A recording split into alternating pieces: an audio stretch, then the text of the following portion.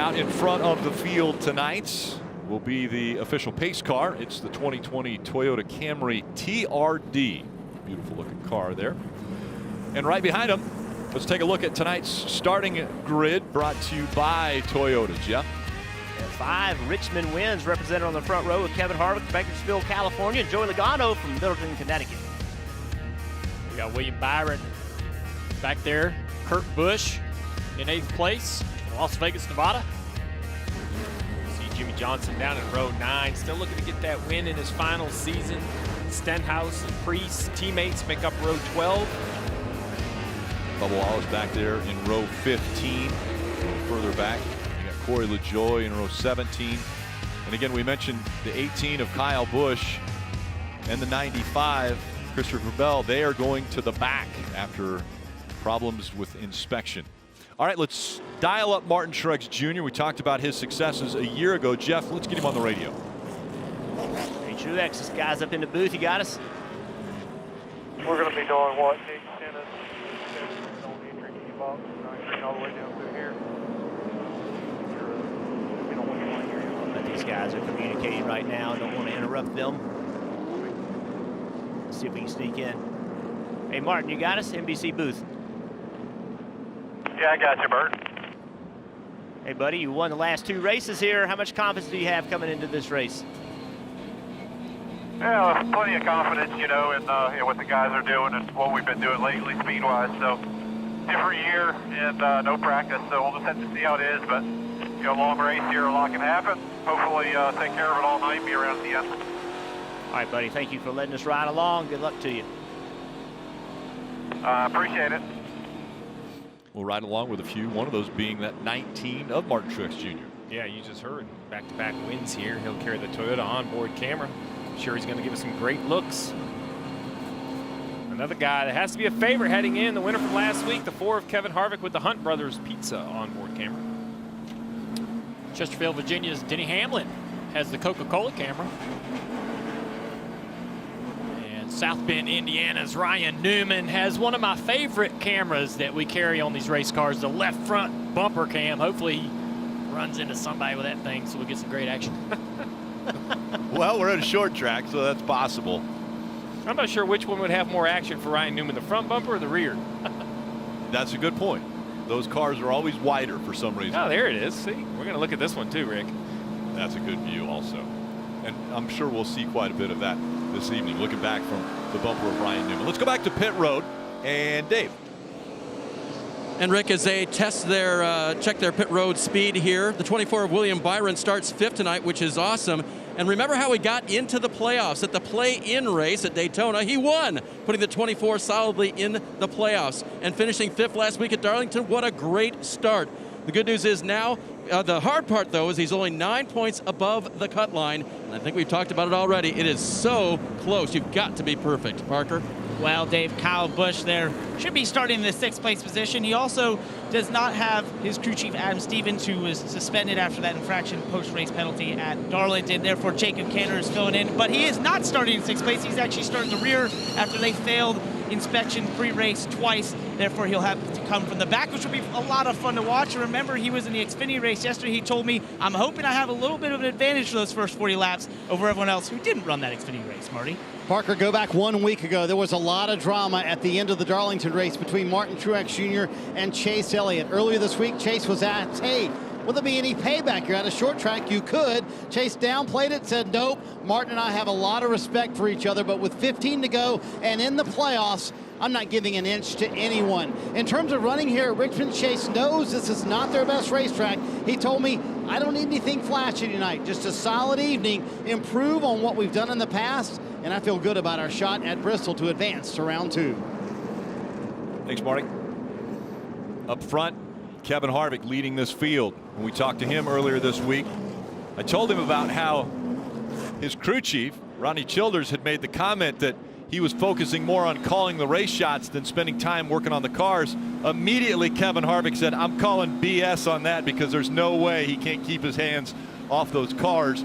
He wants to make sure everything is just right. He said he called his best race ever a week ago. We'll see what Kevin Harvick and Rodney Childers do in the second race of the playoffs from the short track here at Richmond Raceway.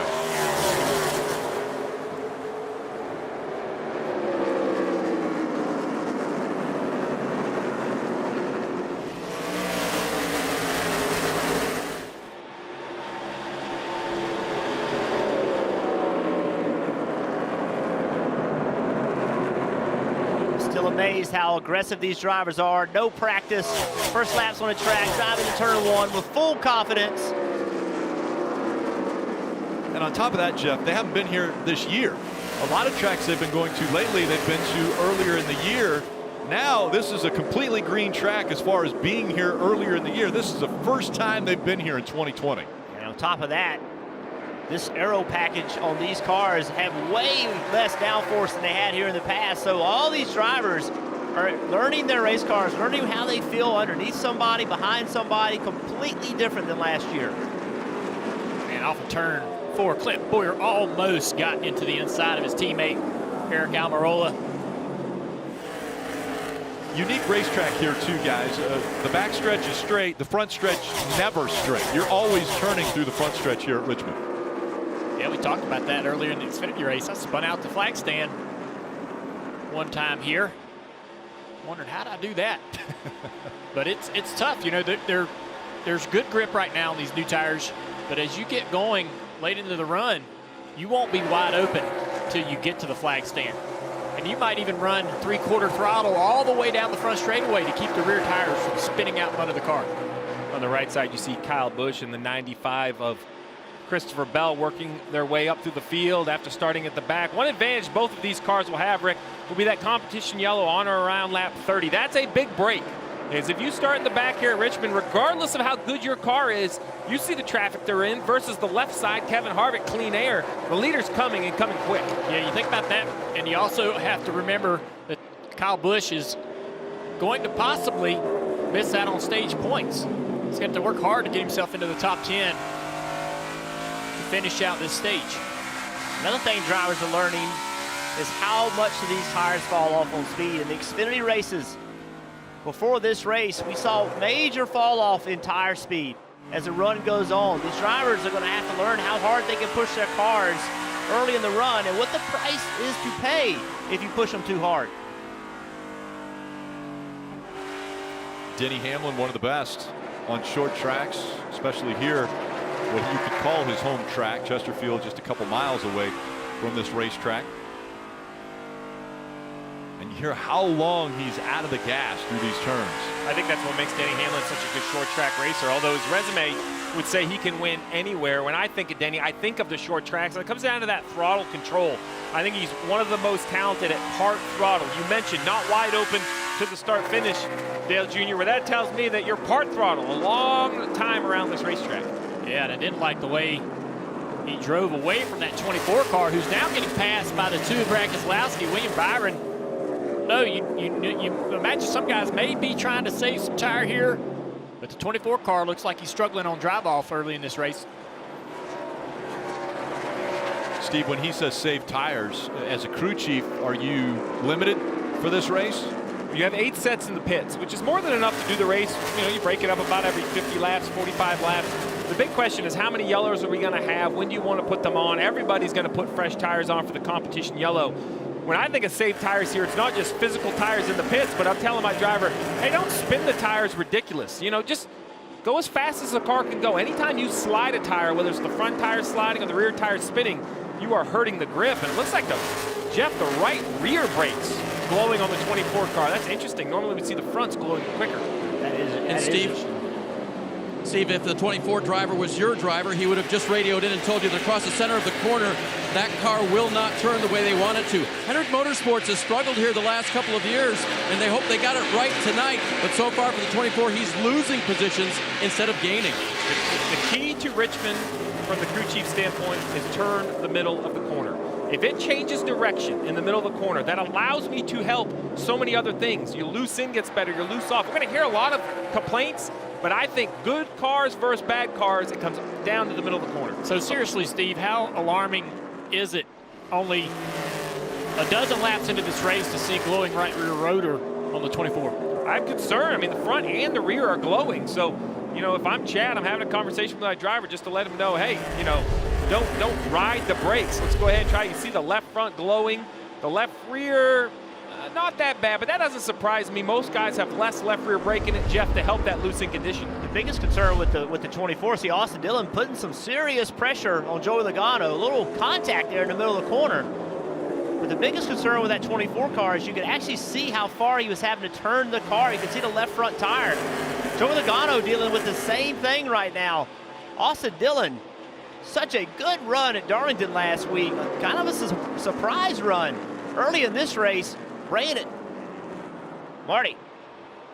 And Jeff, at the beginning of the playoffs, Austin Dillon told me we're going to surprise some people, but I don't think anybody expected him to finish second at Darlington, to your point, or be running second here at Richmond early in the race. And he's extremely happy with that number 3 car right now. Take a listen.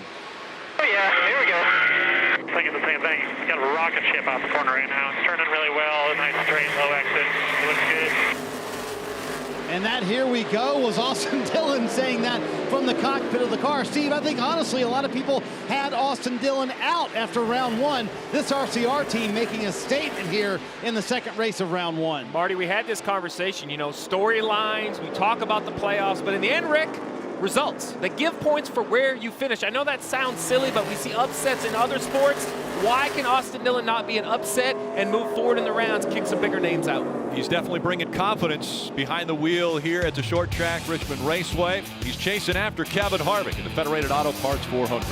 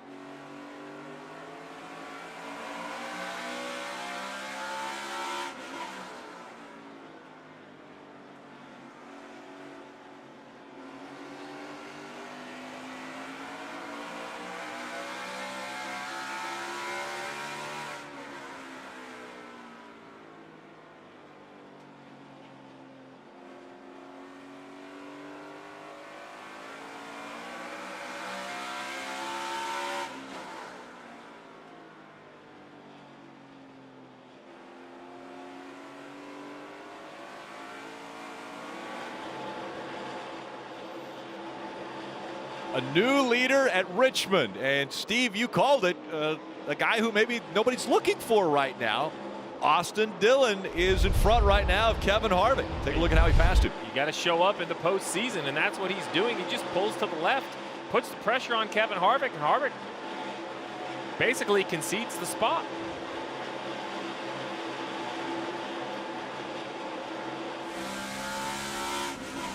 Here's on board with Kevin Harvick as the pass is taking place. Not bad up there. No higher than that, though. Getting some information from his spotter about the groove to run. It's not bad up there. He's seen some other cars gaining some speed. The 22 car using the high side to advance himself into second place. Austin Dillon had a top 10 here last year. But Junior, these are the first laps that he has ever led here at Richmond Raceway. And Steve, you made the comment, kind of that underdog role. Well, this is what Austin Dillon had to say during media day. Hopefully the guy that you don't see coming wins it all. I want to be that guy, you know, upset everybody, make it a 2020 championship. I don't care what year it is. I just want a trophy. There it is. The guy you don't expect. And right now, I don't think a lot of people were expecting the three of Austin Dillon to be up here. As a matter of fact, I remember to the show, the pre-race show, NASCAR America pre-race show, they put the odds up there, the Vegas odds. Austin Dillon wasn't anywhere near the top of the odds for here at Richmond. Well, he's good, but I don't have him as the best car on the racetrack. I have this too of Brad Keselowski as the fastest car on the racetrack. He runs the same lap times or better lap times than Austin Dillon leading. And Jeff, he's doing it while moving through traffic. Yeah, Brad's car looks really good right now. I spoke to Brad earlier today, and he's very confident heading into this race. Just feels like that they know what it takes to win here, and he feels like the experience of this race and of these moments and of this track is going to pay a huge dividend. Marty, what do you have on him? Well, same car they had in New Hampshire, and they dominated the race there for Brad Keselowski. But I love what he told us earlier this week. He said, I feel really, really good about tonight. You know, to be honest, like nervously good about this race. And he said, in fact, the quote was, if we don't come here and dominate the race and win, I will leave very, very disappointed. Brad Keselowski putting a lot of thought into this race, a lot of effort into this race. In fact, last night at 11 p.m., he was texting Jeremy Bowman saying, tomorrow we are going to go there and win this race. That's how much confidence Brad Keselowski has in this race car. Sitting in fourth right now, trying to get third, though, from Kevin Harvick, coming up through the field from his ninth starting position. Yeah, Marty trying to do it before the competition caution. Steve had mentioned that's going to be coming out in or around lap 30. So we're there now. And Keselowski trying to take that spot. I laughed when he told us that, you know, nervously good. He thinks he's that good at this racetrack and what they think they can do. Trying to get third away before the competition caution comes out. It doesn't look like it's going to happen, though, as Harvick still holding on to that spot and the competition caution has come out. Parker.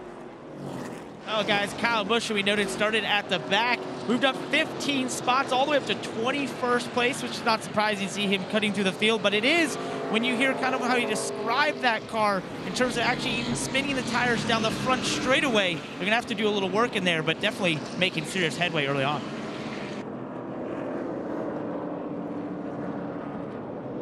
Yeah, this tire doesn't seem to really lay down a lot of rubber on the racetrack, and you'll just spin the tires on the long run, literally all the way down the straightaway. You can, you know, you're turning, just kind of carrying the left rear tire a little bit. Chad Knaus, 700th race that he is crew chief tonight. So impressive. I mean, 81 wins and 700 starts. I learned so much from Chad. I worked next to him for so many years at Hendrick Motorsports. Taught me so much about working on a race car, dialing a race car in. He's so good with the details. We used to joke, you know, if you had one at a test that was way, way off, I could get it closer. If you had one that was close, you want to make it great, Chad was your guy. He was so good at those last couple changes, and that's the reason why, you know, someone like Chad is so successful. 7 championships, and I think that's why you're starting to see this momentum with William Byron. I give a lot of credit to Chad Knaus. William's a heck of a race car driver, but someone has to lead him, and I think Chad's just that guy. Great mentor for William Byron to have, and William Byron also a milestone, 100th starts for William Byron in that 24 car. That to me is crazy. I don't know. Doesn't seem like he's got 50 starts in the Cup Series. Time's flying by for these guys. Here comes the field onto pit road, led by race leader 3 of Austin Dillon. And first we'll go to Marty. And they're going to come all the way to the front end of pit road, these top 3 guys. Kevin Harvick, bottom of your screen, says, I can roll the center. Okay, I can get back to the throttle. Okay, but at the 5/8 mark of the corner, I lose my forward drive. Joey Logano is going to hit his stall first of these guys. He said, turn 4 exit is my biggest problem. 2-3 there for Logano. And Austin Dillon, the leader coming to pit road here in the competition caution, says, the balance is good. If I push it, I can slip a little bit, but I don't want any changes. The 3-car leaving pit road is going to hold the lead here on pit road and keep them out front for those guys from RCR. Yeah, you take a look at the top 3 spots, the ones you just talked about, Marty. All 3 holding their positions.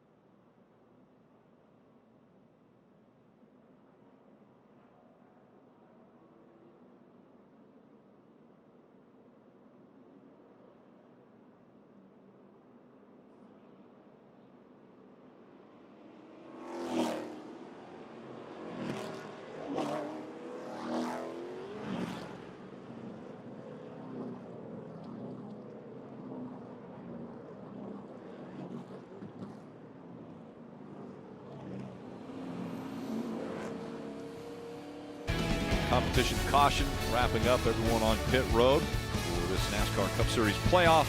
Race 2 from Richmond Raceway, telecast presented by Toyota.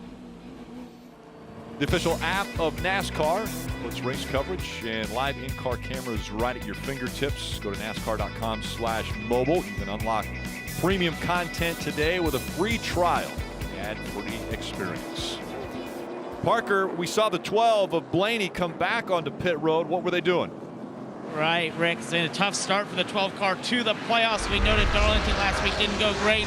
Well, the left front was not tight, so they immediately came back down. Todd Gordon saw it as it left the pit box early on the stop before, and now he'll have to come all the way back from 33rd throughout this stage to try and get some stage points. 2 weeks in a row, guys. Yeah, this is a racetrack that Blaney, if you look at his numbers, he's just not very good. Told me earlier today that he has put a ton of effort at finding a way to be better at this racetrack, but that just got much more difficult. Field approaching the Geico restart zone. Dillon and Logano making up row 1.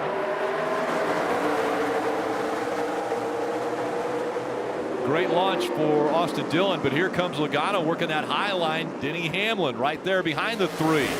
The choose rule in effect.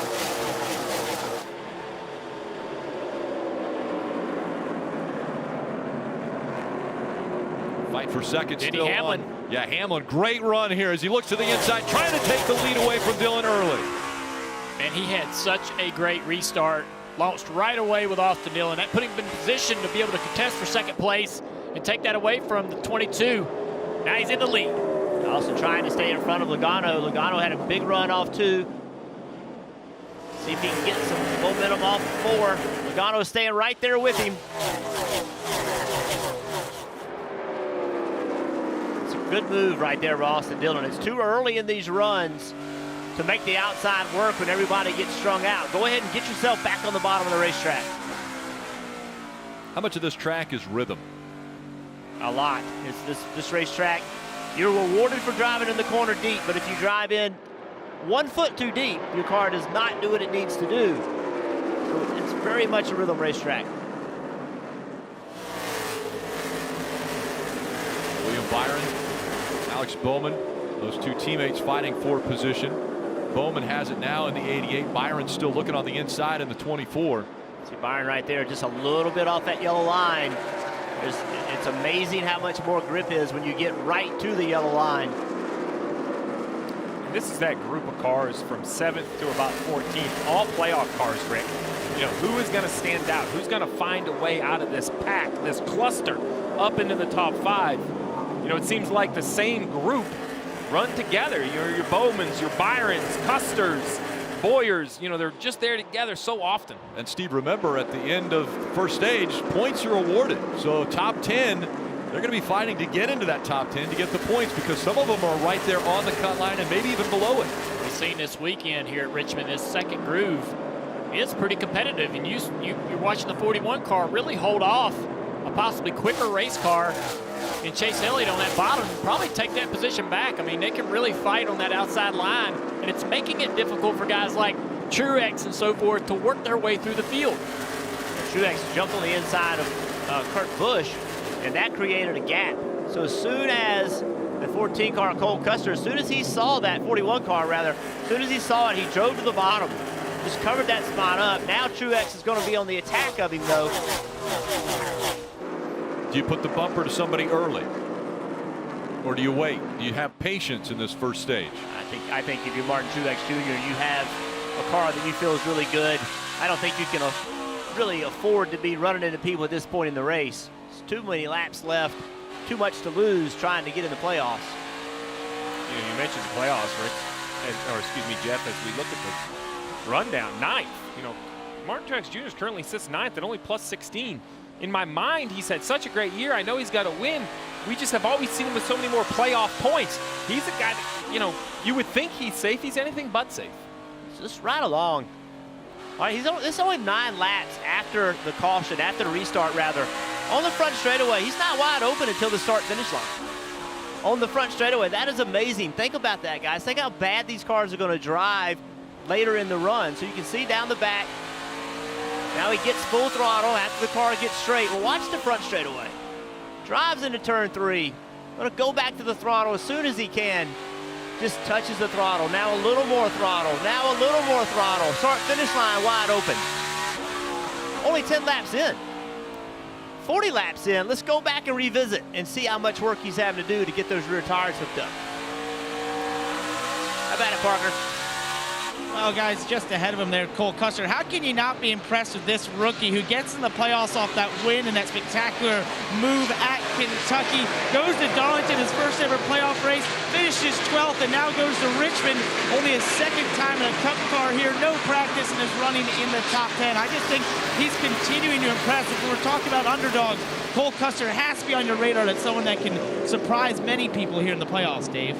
Martin Truex Jr. running 11th in that orange and black number 19. Talk with his crew chief, James Small, today, and asked him if they had the luxury of maybe not worrying about that small gap down to the cut line because they've run so well this year. And he said, really, that is our attitude. We've run well. We just haven't had all the completion that we should have, and we're not going to change anything now. They expect to get to the Final Four by doing what they've been doing. They've been fast everywhere.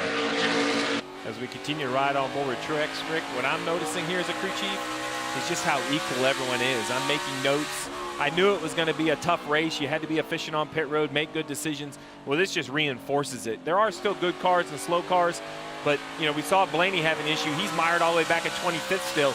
You just can't give up track position. You're going to have to fight for it. Jimmy Johnson, a little bit of action going into turn 1. Wow. He's already caught the fence with the right rear before this. Has real heavy damage to the right rear quarter panel. And uncharacteristic this season, we've seen mistakes out of Jimmy Johnson. He's just made mental mistakes. Don't know if that's how that happened, getting out of whatever corner it was where that right rear damage is to the right rear quarter panel. As things heating up here once again, there's the damage to Jimmy Johnson's race car. And that's a sensitive area as well. You wouldn't think at a short track like Richmond, but you see how small that rear spoiler is. The right side of it's damaged, the quarter panel's damaged. That is definitely going to make that car even looser into the corner.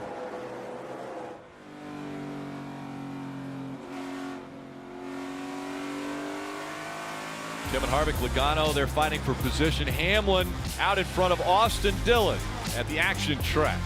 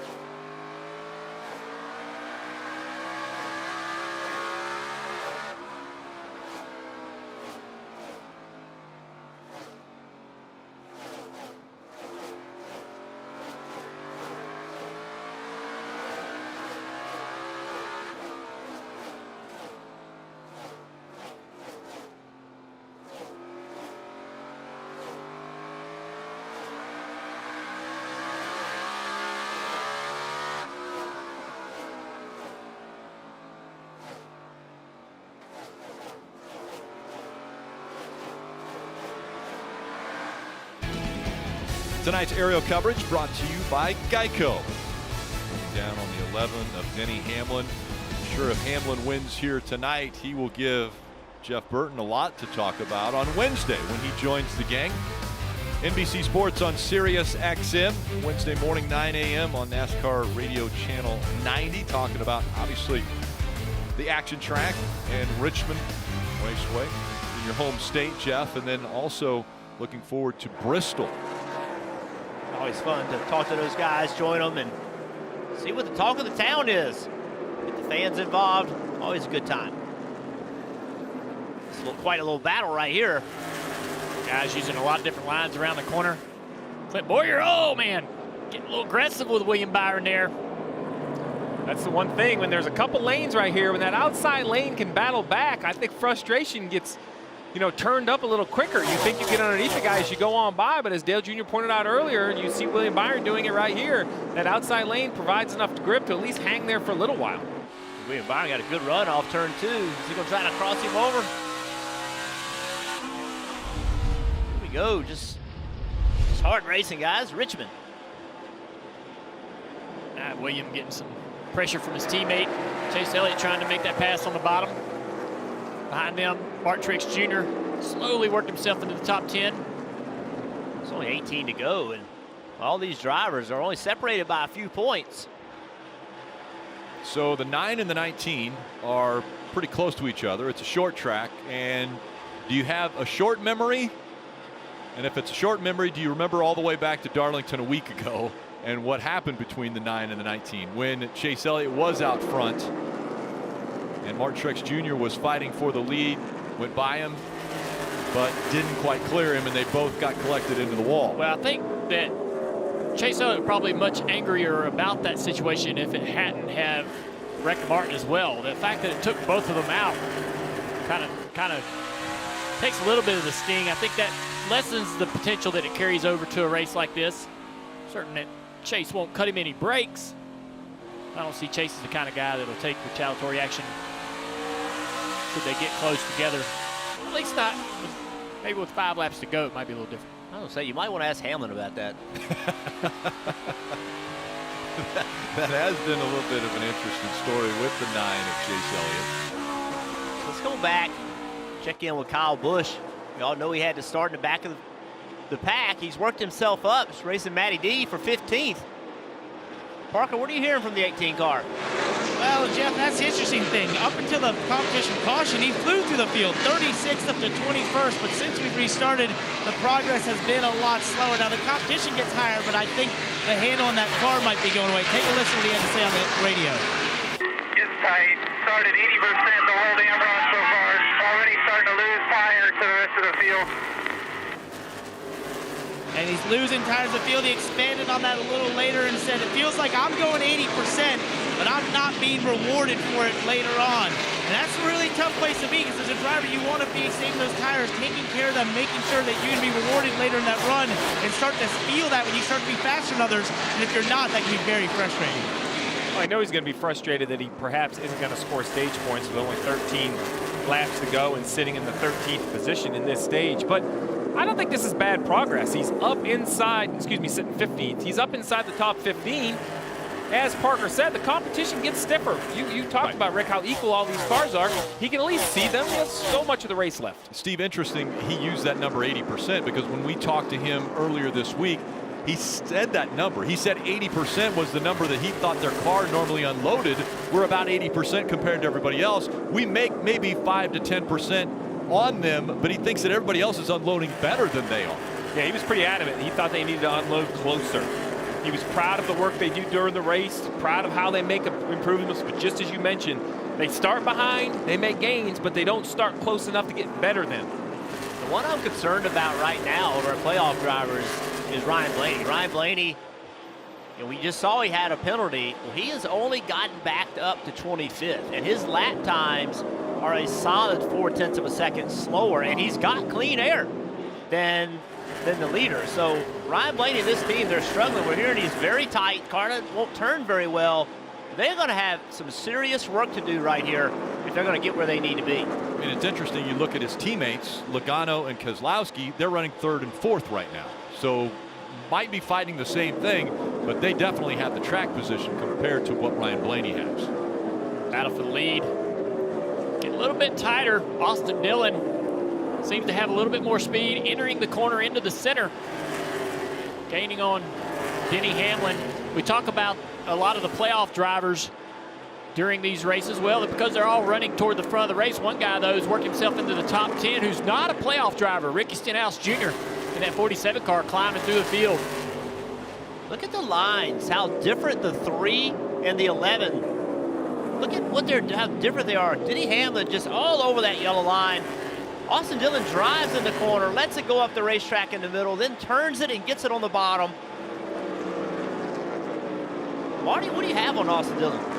Well, Jeff, fairly consistently, Austin Dillon, to Junior's point, has been a little bit quicker than Denny Hamlin. 7 laps to go, and a playoff point will be awarded. So Austin certainly wants to get that. He's been very happy with the car, and they've been really strong on the long runs. Look at how much he gains there in the center of 3 and 4. Hey, Steve, remember a few weeks ago at the Kansas race, I was at the Command Center at RCR. I think for those Command Center guys, they can take the night off tonight, because every time you come to pit road, it's going to be 4 tires as Dillon tries to get the lead from Denny Hamlin here and get that bonus point, Rick. Yeah, how is he able to drive so much deeper into the corner than Denny Hamlin is? Yeah, because he's not trying to just stay on the yellow line. Denny is being Denny. What he's so good at is hitting his line, hitting his marks, being perfect every lap. Austin Dillon is just driving it. Look how far he drives in the corner. But then he can't stay on the bottom. But as it turns right here, he's able to accelerate and leave the corner straight. So 2 completely different driving styles. Both are making it happen, though. Well, Chase Elliott down on the bottom gets into the back of Clint Boyer. 3 wide now with Martin Truex Jr. on the outside. Clint Boyer clears that sandwich. Yeah, a little bumping and banging down there for position. That's a battle for the 7th spot. And here comes Martin Truex Jr. in the middle right now, making it work for him, trying to get by that 14 for the 7th position. That's going to try to pin him behind lap traffic. Martin says no, down into the middle of the racetrack there, staying on the outside of the 14 car through turn 1 and 2. He clears Clint Boyer. Clint Boyer's gotten really slow through the middle of the corner. Look at the difference in speed of the cars that are around him. Clint drives into the corner right here. He just doesn't rotate, and they're able to get a run on him. Truex missed the corner that time. Yeah, this battle's not over yet. Clint Boyer battling back on the inside of Martin Truex Jr. down into turn 1. Ricky Stenhouse joins the battle on the inside of Chase Elliott.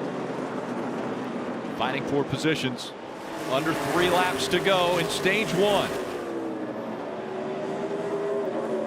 It's so interesting. It looked like Boyer was in big trouble, and somehow he's found some speed here. But he's holding that line up. Look at Stenhouse all over him. Yeah, as soon as Stenhouse got to the back bumper, he lost a lot of grip, a lot of drive off of turn 4, and loses 2 positions.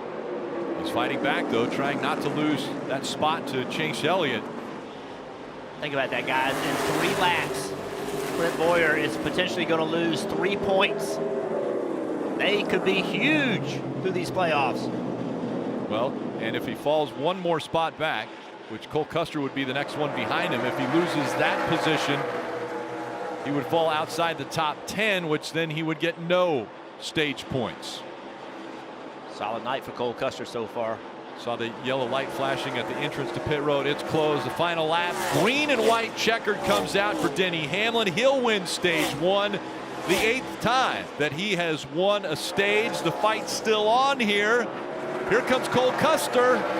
Not going to be able to get to the inside of the 14 of Clint Boyer. And so Boyer hangs on for that 10th spot.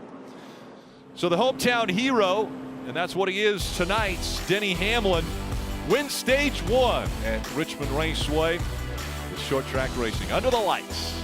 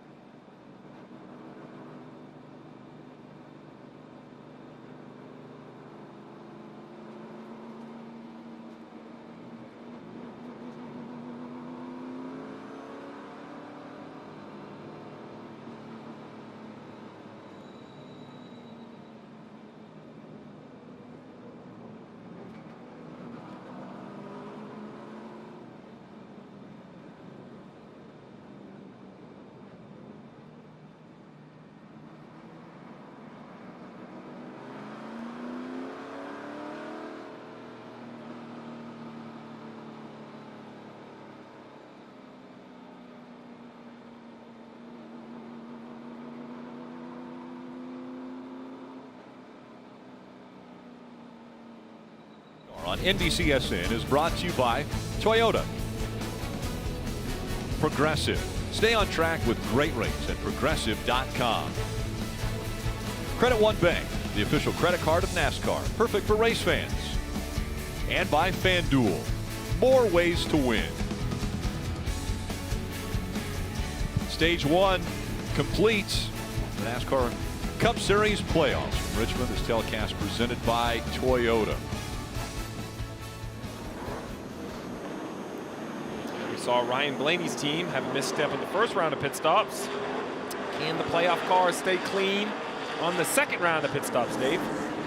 The three-time Richmond winner, Denny Hamlin, slides to a stop in his pit stall. He said the adjustments they made the first time gave him a gain a little bit everywhere. So just a little bit more for Goodyear tires and Sunoco fuel, Marty. Joey Logano finishes third in stage 1, Dave. He said a little too tight in the middle, but the forward drive was better on that run for the 22 car. Meanwhile, Austin Dillon said, I honestly drove it too hard and created a push by how hard I was driving trying to catch the 11 car. He said, I also lost forward drive, but the team building his confidence, saying, hey, you've been doing a fantastic job all evening long. Denny Hamlin will hold serve here on pit road and keep the lead, Rick. Dillon loses a couple spots, back down to 4th. Hamlin holds on to that top position.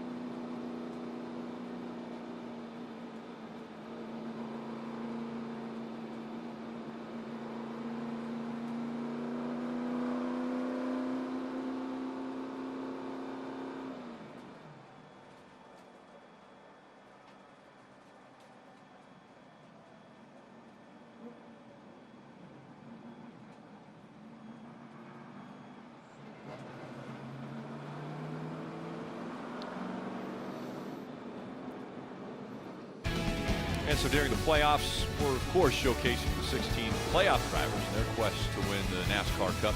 Between now and Championship Week in Phoenix, we will also be celebrating 16 pit crew all-stars and their very special stories and talents. For one of those, Marty Snyder is on pit road. Well, like a number of the pit crew guys we have featured, Jeremy Kimbrough is a former App State football player, but he also had a run in the NFL too, a year and a half with the Washington football team, where he was a linebacker. He eventually got hurt and cut after that, and he was working a valet job in Atlanta when a buddy said, hey, why don't you come try out for a NASCAR team? 4 years later, here he is now working for Chip Ganassi Racing, and athletics run deep in the Kimbrough family. His mom, Lisa, earned 2 national championships at Tennessee, one as a player for Pat Summitt, one as a graduate assistant. His dad, Charles, played football at Tennessee. He sealed the 1988 Peach Bowl with a late interception. And his sister, Jayla, starts her basketball career at Austin Peay this season. I asked him earlier today, I said, hey, what's tougher, a pit stop or stopping an NFL running back? He said, oh, a pit stop by far. He said, I've been playing football my whole life long, and this pit stop thing is new to me. And so Junior, he said the toughest guy he ever tackled in the NFL, Alfred Morris, a former guy you loved with your Washington football team. So how you feeling about your Washington football team this year? Obviously, Kimbrough used to play for them. They got a new coach this year, right? Coach Rivera coaching now for the Washington football team, Junior. Yeah, everybody's excited. Everybody's excited in D.C. I know I am. Looking forward to the whole season. Everybody's excited with the exception of the 11 and the 3 team. And they have no cares at all about what's going on there, but they do. They're a little bit fearful of the fact that they just got penalties on pit road for speeding. Talked about how even the field was and what mistakes will happen. Well, Blaney, a miscue on the first pit stop. Here in the second round of pit stops, the 11 and the 3. We're getting ready to see how good those cars are and how much car they have to use trying to get back up through traffic. And listen, that's a 6 speeding penalty this year for Austin Dillon and a 3rd for Denny Hamlin. So I know our man there said the pit stops are harder. I've done a pit stop. I ain't tackling no one in the NFL. So, and back to racing. Logano has the lead on the inside, and teammate Brad Keselowski, the 2 just behind him. Kevin Harvick in the 4 on that outside line. Trouble for 2 or an opportunity for others, Rick. Let's see who can capitalize. Well, Steve, look at the 18. The 18 is up here. A great pit stop. They gained 5 spots on pit road, and then you mentioned with the choose rule, they got a couple more. 13th to 8th. Throw a couple speeding penalties out. That makes him 6th. Choose a couple good stops. Here he is fighting to get inside the top 5. Another driver working himself into the top 5 and trying to take 4th position. Martin Truex Jr. won both races here last year. Took him a while to start moving forward, guys, from that starting position back outside the top 10. But here he is. Right on the back bumper of Kevin Harvick. He's going to move to the inside as they dive into 1. I think Kevin's car is exactly like he was just now, but behind him, Cole Custer jumped up on the outside of Kyle Busch and made that work on the outside. Now he's working on Harvick. Battle for the lead here. Brad Keselowski trying that outside groove. Pretty impressive to see that outside attempt early on new tires. 22 misses the bottom of the corner. Brad's right there to put pressure on. Brad had mentioned how great he felt coming to this race. Look at Logano. He's not even trying to run the bottom. He's giving Brad the bottom of the racetrack. That is amazing. Only 3 laps into a run that you can run up there without the guy on the bottom just driving underneath you. It's impressive the 22 car can turn and get back off the corner, giving that inside line up. See Boyer able to get past the 18. And Kyle's back to 9th now. That's frustrating. You talked about it, Steve. They got some spots on pit road, did a good job on a launch on a restart, but then gave some of those spots up once they got going, and that's been the problem with this 18 car. Had good pit stops all year long. They don't have the speed that we expect to see. Yeah, a lot of details go into racing, Rick, but in the end, the foundation of it all are good driving race cars that can make good lap time. And to Jeff's point, that's what I think the 18 has been lacking. They execute pretty well, Jeff. They just don't have the speed compared to these 2 Penske cars up front. 22 leading and the 2 car of Brad Keselowski second, Marty. And Steve, they've shown a willingness to try that line a little bit higher. You see Brad trying to take it, trying to get around his teammate Joey Logano, and both of them running up front, running very strong at a short track, and the 750 package, 750 horsepower package that NASCAR uses it here at Richmond. And I was talking to Paul Wolf, the crew chief for Joey Logano, earlier today, and he said there's been a fundamental shift among everybody in the garage area, Steve, to focus on these 750 races. Why? Because Phoenix, the championship race, will be run with this package. Remember the old way the playoffs shaped out? You worried about 1.5-mile tracks. Now, teams are really focused on this package. They know if you can run well with a short track package, you got a shot to win the title. So very clear, there's 2 distinct packages that these guys will run when rules come into play. You run a ton of downforce and low horsepower. They call that 550 because they have approximately 550 horsepower. Here at the short tracks, 1 mile or less downforce. They call it a 750 because the engines make 750 horsepower. Those are the 2 buckets. The Phoenix race will have this 750 horsepower race package. Watching Austin Dillon, Denny Hamlin trying to work their way back from the back of the field. Austin in 23rd, Hamlin 25th. Time to be patient right here, I believe. They've gotten great stage points out of stage 1. Just work your way through this field. Give yourself an opportunity to continue work forward to have a shot at winning this race. That 3 car has real race-winning speed. It'll take some patience to get through the field to do it. Obviously, a loss of track position. That's obvious. But the real concern also is look how much more dangerous it is back here. Those two guys are out front. They had a little battle going amongst themselves, but really nobody else. And now they got to work through all this. This is where you get into a wreck. This is where you can end your night. Really not of your doing. You're back here behind other people, more opportunity to get in a wreck. And Steve, this stage quite a bit longer than the first one, so what kind of strategy comes into play here as far as come to pit road? Well, without a doubt, it requires a pit stop. You cannot go this entire stage on fuel. The question is, do you stop once or twice? I think the easy decision is you stop somewhere in the middle, put a full tank of fuel and 4 tires on it, but the opportunity exists that you break it up even more and you stop twice. It keeps fresher tires on your car. It'll be faster on the racetrack. The disadvantage is 2 trips down pit road leaves you very vulnerable. If the yellow comes out at the wrong time, you can be trapped a lap down. We'll see if anybody gambles with 2 stops. It would be a gamble. Not one I'd be willing to take. A little interesting to me that Denny Hamlin is having more trouble getting through these guys than Austin Dillon had. Denny now jumping on the outside of Bubba Wallace, but he's not just rolling up through there like I thought he would. Maybe he's being easy on tires, or maybe his car's not as good, but look where the 3 car is. Look how much further up he's gotten than what Denny Hamlin has gotten. Dave. So remember that one time in 2020 when Martin Truex Jr. ran 2nd or 3rd or one time 4th, 8 races in a row, and would have made it 9 in a row last week, battling for the lead late in the race. What a strong year for these guys. And this veteran, the 40-year-old from Marietta, New Jersey, certainly has things going his way in the speed department, trying to finish it off here tonight. One of the fastest cars on the track in 3rd place, Parker. And right behind him is Alex Bowman, Dave, who, if you remember correctly, in the summer months, we kind of lost this 88. It's like they almost limped into the playoffs a little bit, but then they went to Darlington, had a lot of speed, finished 6th. This track, though, this was the one they had circles the toughest for them, because Greg Eyes told me this is not a great track for us. We have not had many good runs here. We don't need to win tonight. We just need a solid night, and they've been putting that together. He finished 6th in the first stage, getting 5 points right now, running inside the top 5, Marty. Parker, the only driver who's already advanced to round 2 is Kevin Harvick after the win in the Southern 500 last week, sitting in 5th, trying to get 4th from Alex Bowman. So we asked Kevin earlier this week, you're already in round 2. Would you take it easy this weekend? He said, man, no way. We playoff race every week with the 14.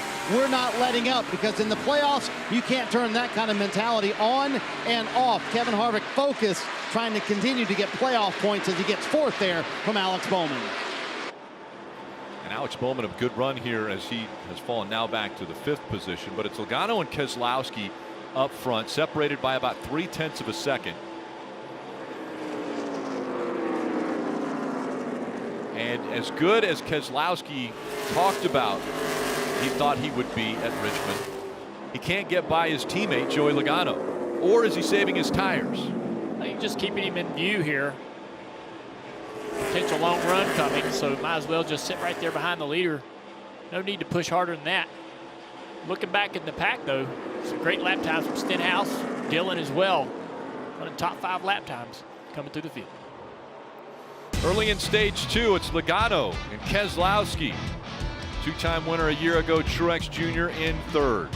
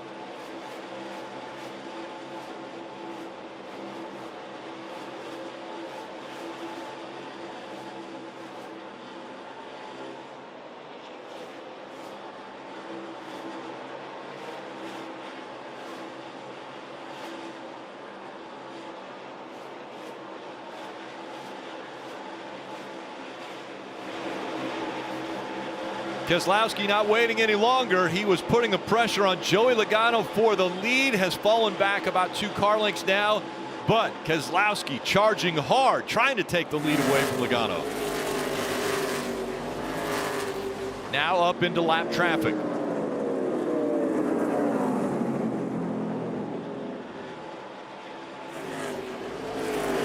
There with Keselowski. I was just going to mention that. He entered really high and then turned and left on the bottom of the racetrack. It's funny sitting in your booth with you, Bert, and me, and you'll think we'd see the same things, but that's scary. The lap traffic can create some opportunities, and Brad thought, you know what, I don't want to drive in on the bottom of those guys and kill the whole corner. I'm going to go into the corner on the top and cut under them. That gives him such a great drive off down the straightaway. It makes that whole front straightaway a little quicker than it would have been. Smart move. Those guys are really, really smart about how they tackle the lap traffic and put themselves in a position where they don't get hung up, lose too much time getting around them. And watch Joey Logano. Watch him off of turn 4. Let's see if he does it again. Last time he left turn 4, way up the racetrack. Look how low he is. Look how low Joey Logano is. He's not even out by the wall. He's trying to find rear grip. He's trying to keep his car as straight as he can. Keselowski leaves turn 4, goes all the way to the wall. Joey Logano is a car width and a half away from the wall, just trying to look for rear grip. We're getting a great view of these Mustangs fighting for the lead here. You could score the ultimate prize built for the ultimate fan. Enter now for a chance to win a customized Ford Mustang GT. Plus, get 5 bonus entries when you use the code SHORTTRACK. Get started at NASCAR.com/Ford Playoffs promo. And these 2 Fords fighting it out right now. Fun battle for the lead. Look at him. Now Joey's up the racetrack. Keselowski looking good now. He's to the inside. Will he dive a little bit deeper into 1?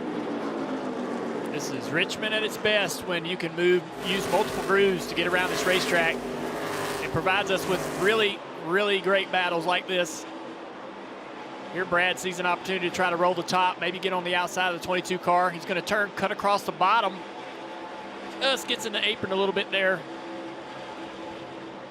Brad showing him, I want the bottom. He's going to drive in the corner.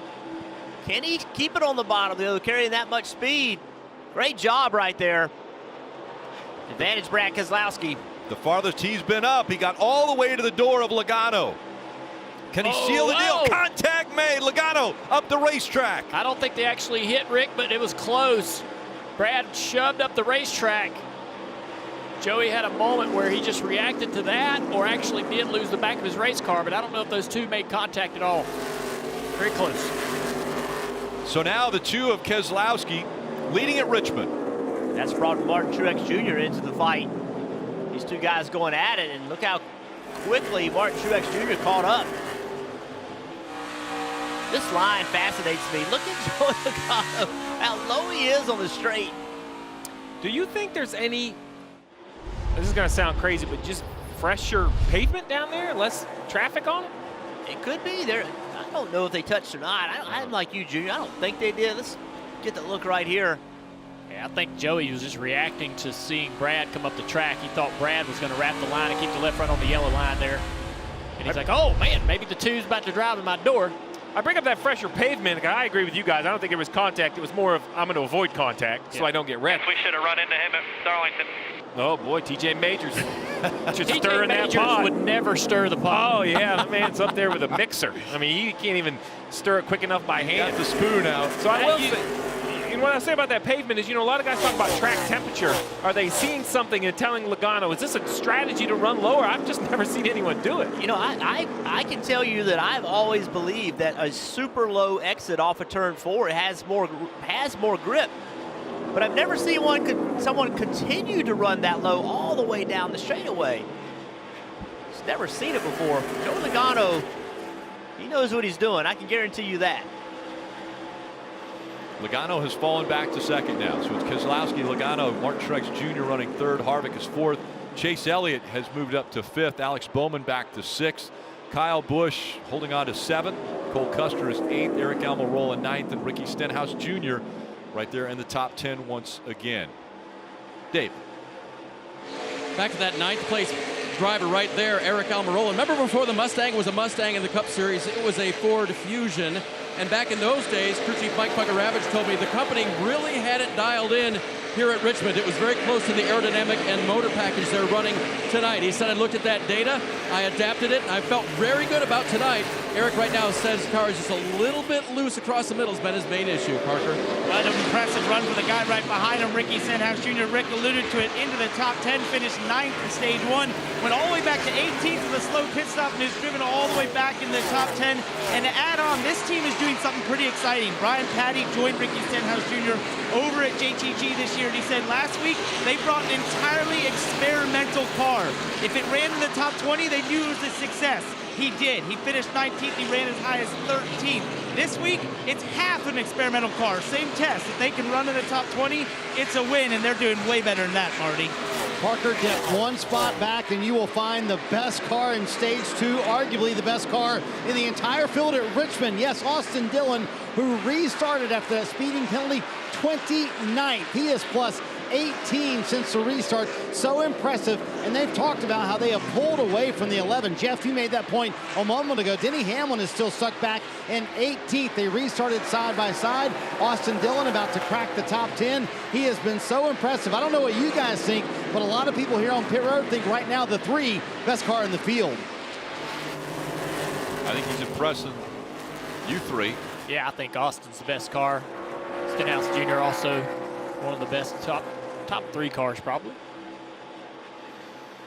It's Brad Keselowski that is out front, and already we have seen plenty of action at the action track, and it actually happened between teammates to get the lead.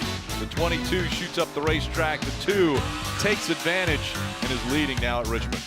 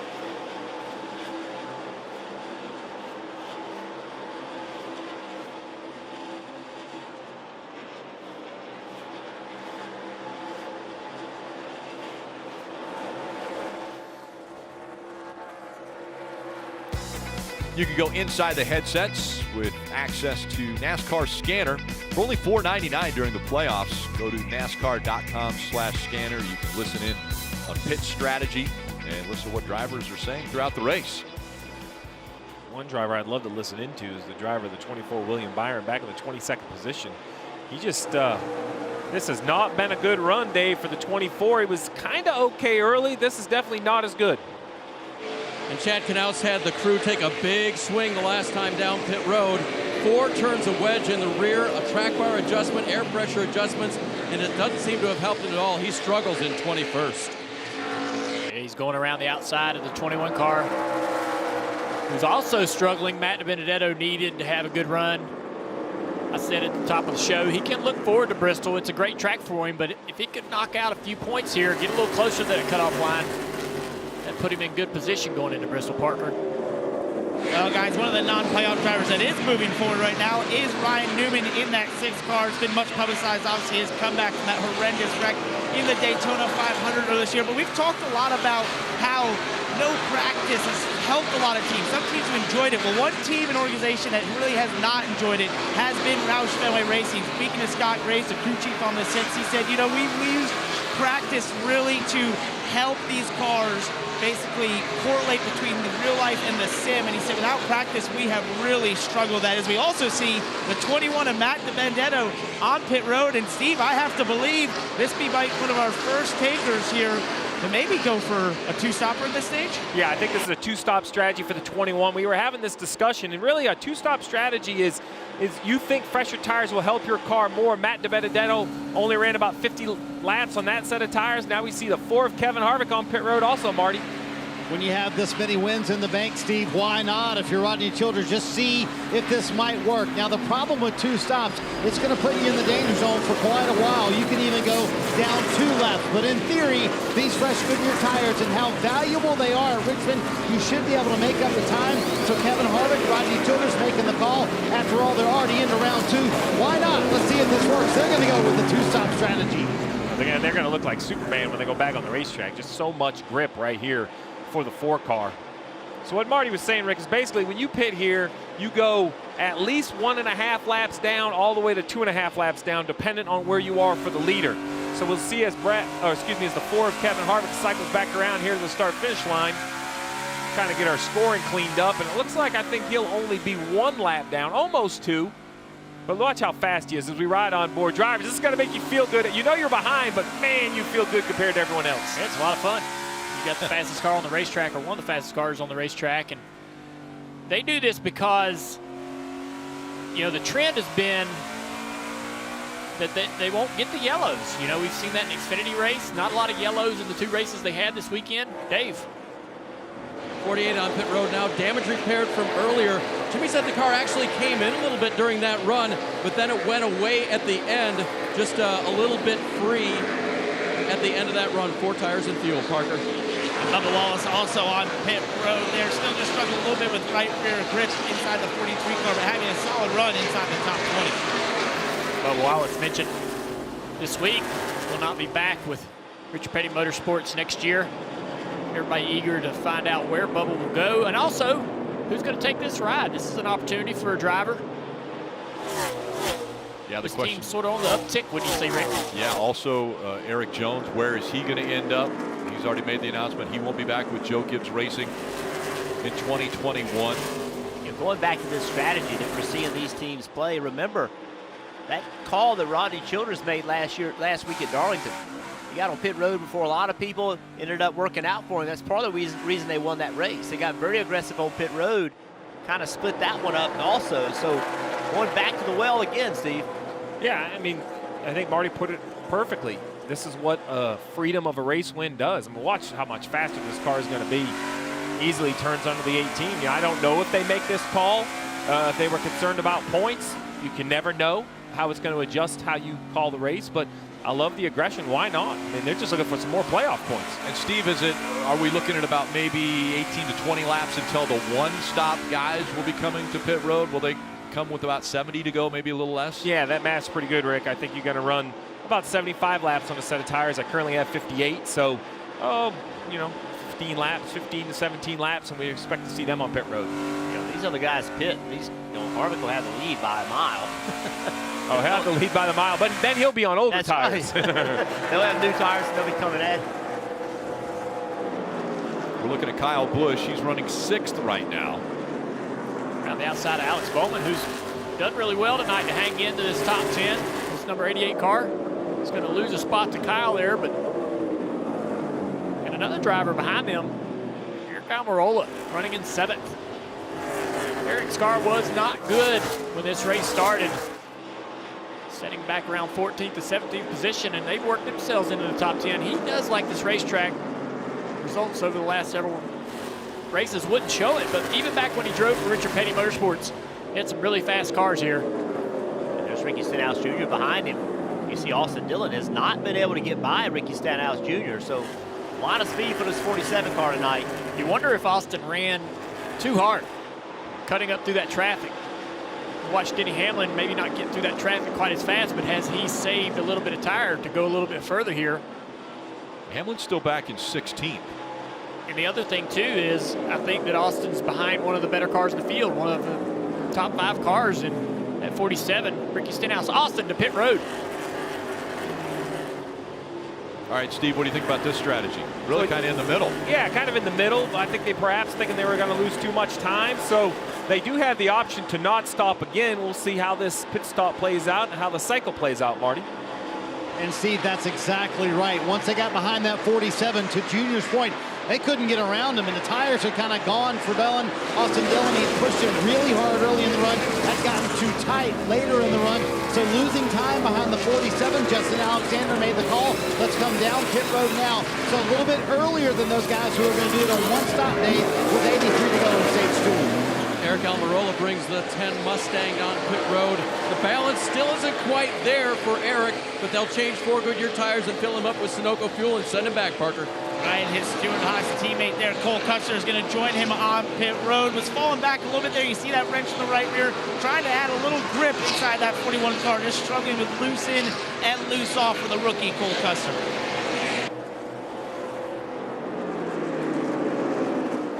So still up front is Brad Keselowski in the 2, but now we're seeing multiple strategies come into play here. Yeah, I mean, basically the 4 kind of was aggressive. They pitted the earliest, and I think everybody saw just how fast he was on new tires, how much time he was making up, and they were starting to get nervous. They knew they were going to be behind. I'm a little concerned, a little confused by these guys because they didn't quite run long enough on the first set to feel really good about one pit stop. They do have that option. You know, Rick, what do I always say? Tell me when the cautions are going to fall. I'll tell you who has the best strategy. Dave? Yeah, we'll all know in a little while, won't we? 4 tires for Clint Boyer here. He said the back is really disconnected. I hit the gas, and it goes sideways. So big adjustments here for him. He'll leave pit road. See William Byron going a lap down right here. Makes you wonder if that would drag William Byron on the pit road. As soon as I'm not in the free pass position, I would pit. I wouldn't pit from anywhere I'm getting my lap back, Jeff, but as soon as I'm not the free pass car, which passing this 13 of Ty Dillon will do it, that would pull me to pit road if I'm Chad Knaus. Parker. And Ryan Blaney on pit road here as well. Going to be 4 tires, struggling with a tight condition, trying to come back from having to tighten that left front wheel, and they had to pit twice under the caution. Hasn't quite made the headway that he'd want for the 12 car. It's just hard to believe, Rick. You know, we used to see the short pitting and stuff at a big track. Now we're starting to see it on short tracks, Dave. See Eric Jones on pit road of the 20 car. Whoa, that tire almost gets away. Team will avoid a penalty here, and they'll send him out with 4 fresh tires, and he'll make up a lot of time right now, Parker.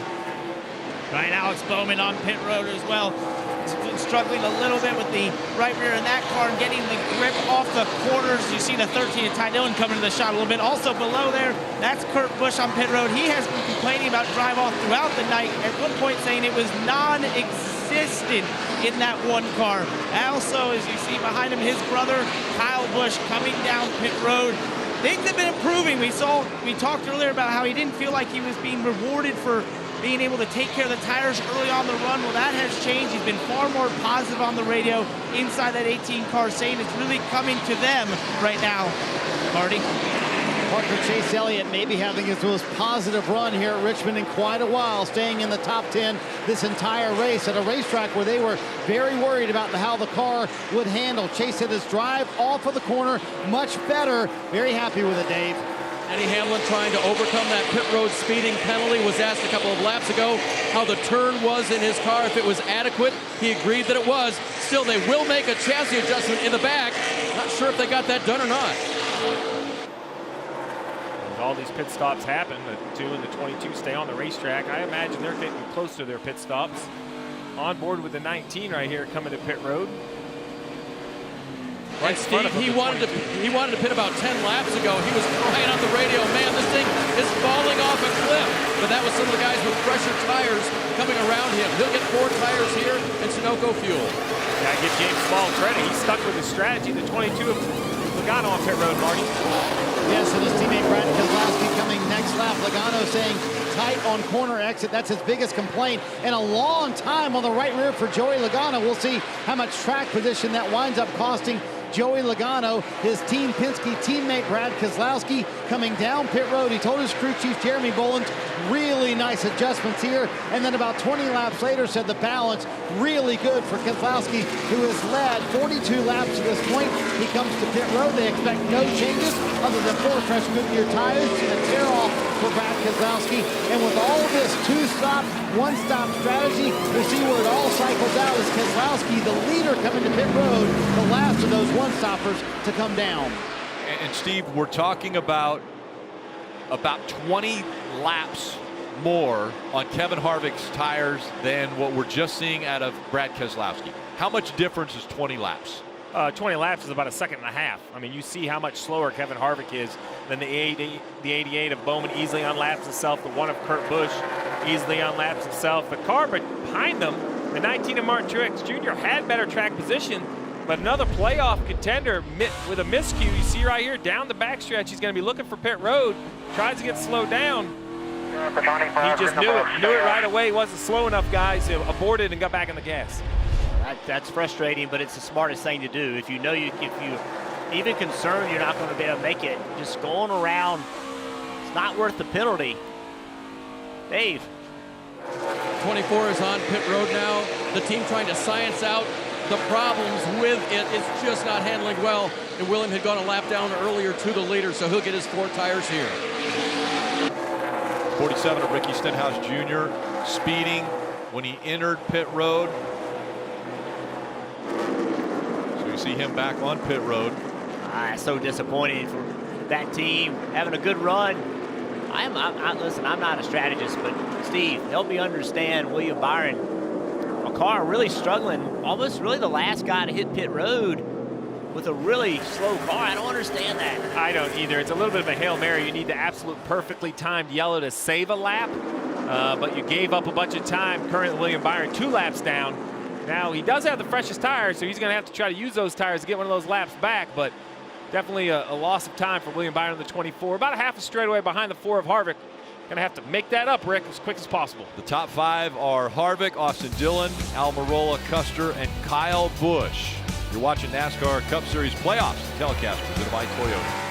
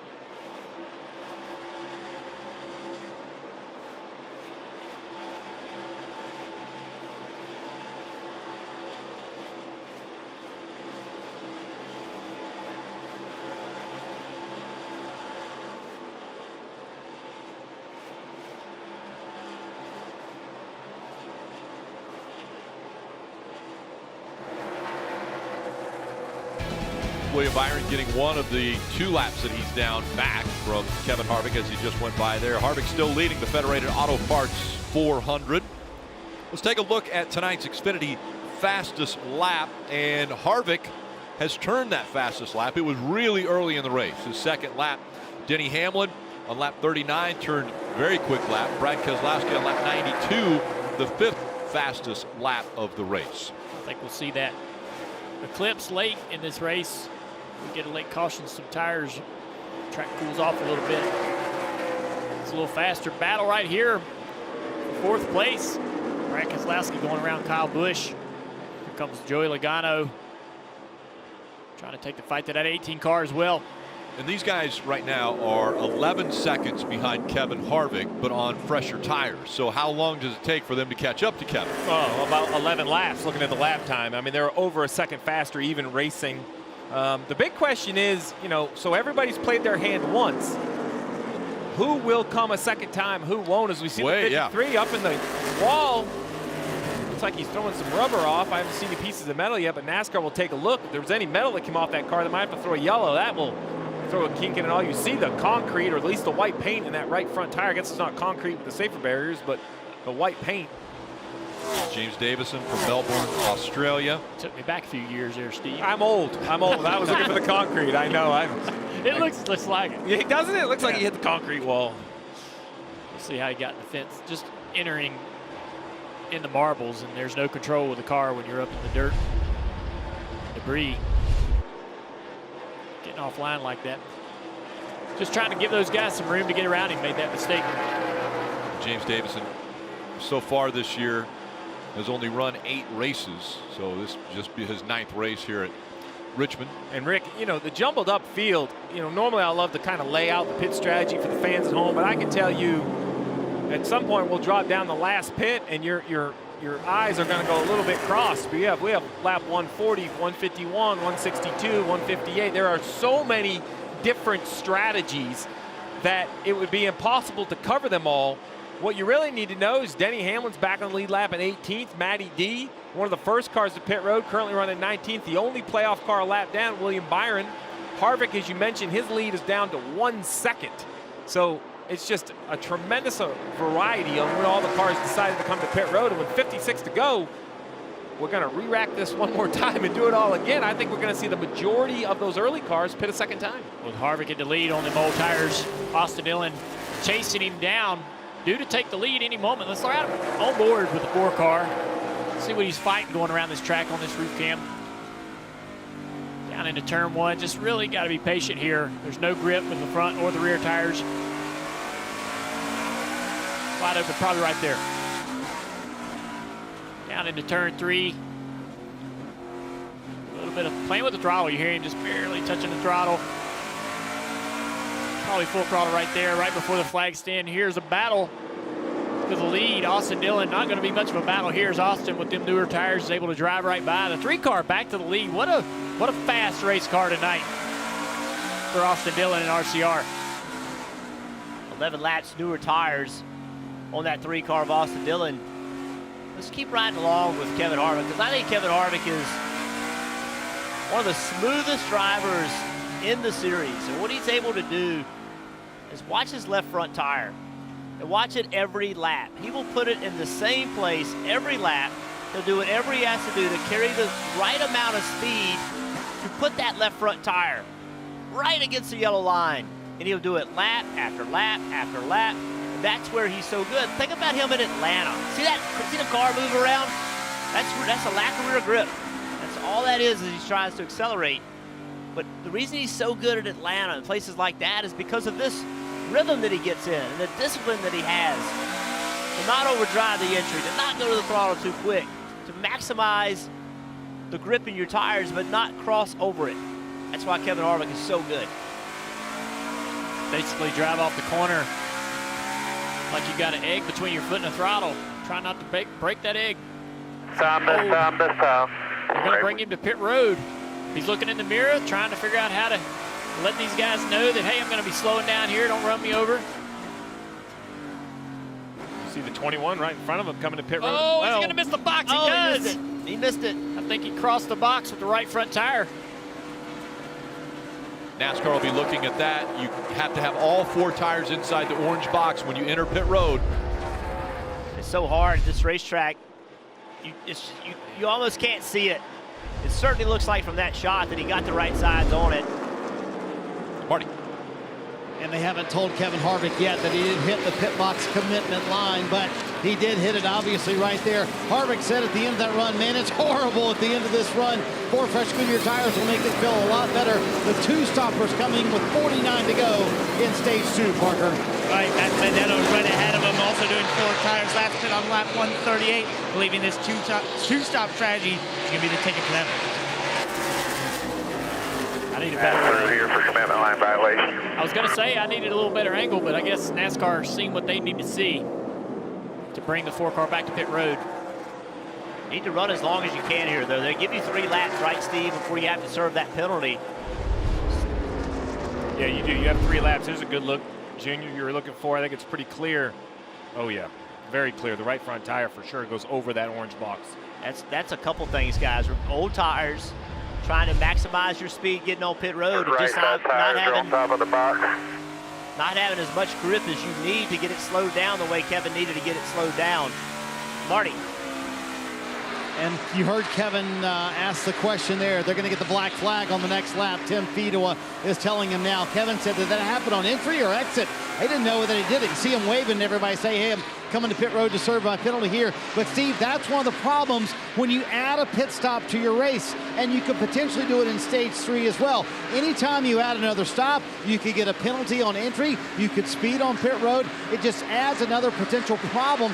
Obviously, Harvick's not worried about it. They're into round 2 already. But when you do that 2-stop strategy, it opens you up to many things that could happen during the race. It does, Marty. You're absolutely right. But, Rick, the idea is you can't call a race in fear. You have to call a race assuming you can execute.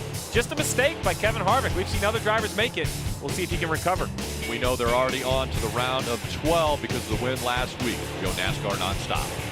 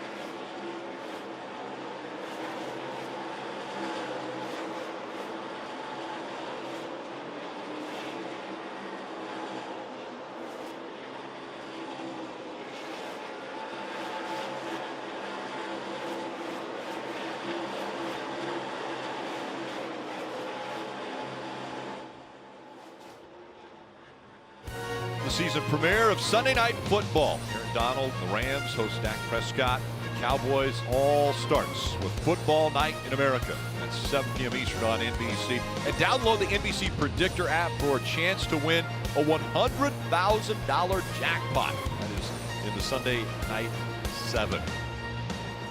Aerial coverage, looking down on this beautiful 3/4 mile track, brought to you by Geico. Out front, it's Austin Dillon, Brad Keselowski running in the 2nd spot. Logano, Truex Jr. there on the screen in 4th. Kyle Busch running 5th right now. I mentioned Truex Jr. in that 4th spot a year ago. Swept the races at this racetrack, Dave, and right now they haven't been able to get up front and really lead laps.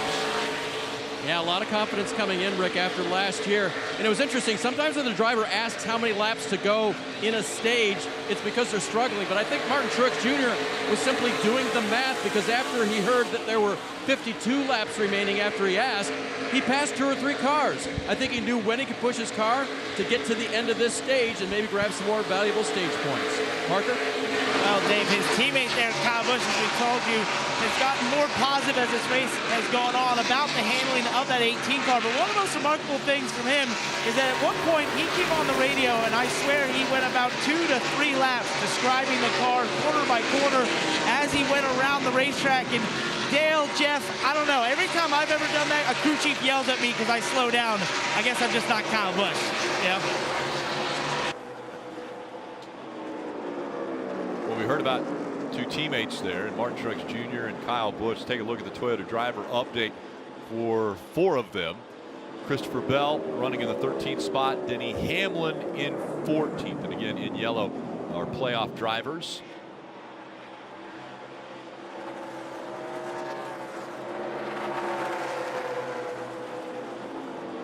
Lead up there up front. Austin Dillon holding steady with Brad Keselowski. Brad's got 10 lap better tires, but hasn't really been able to close in on the 3 car. No closer than right there. And Austin Dillon putting Blaney a lap down. This has not been a good track for Blaney, but we talked about it earlier, how much work they've put into being better here, but not showing up right now.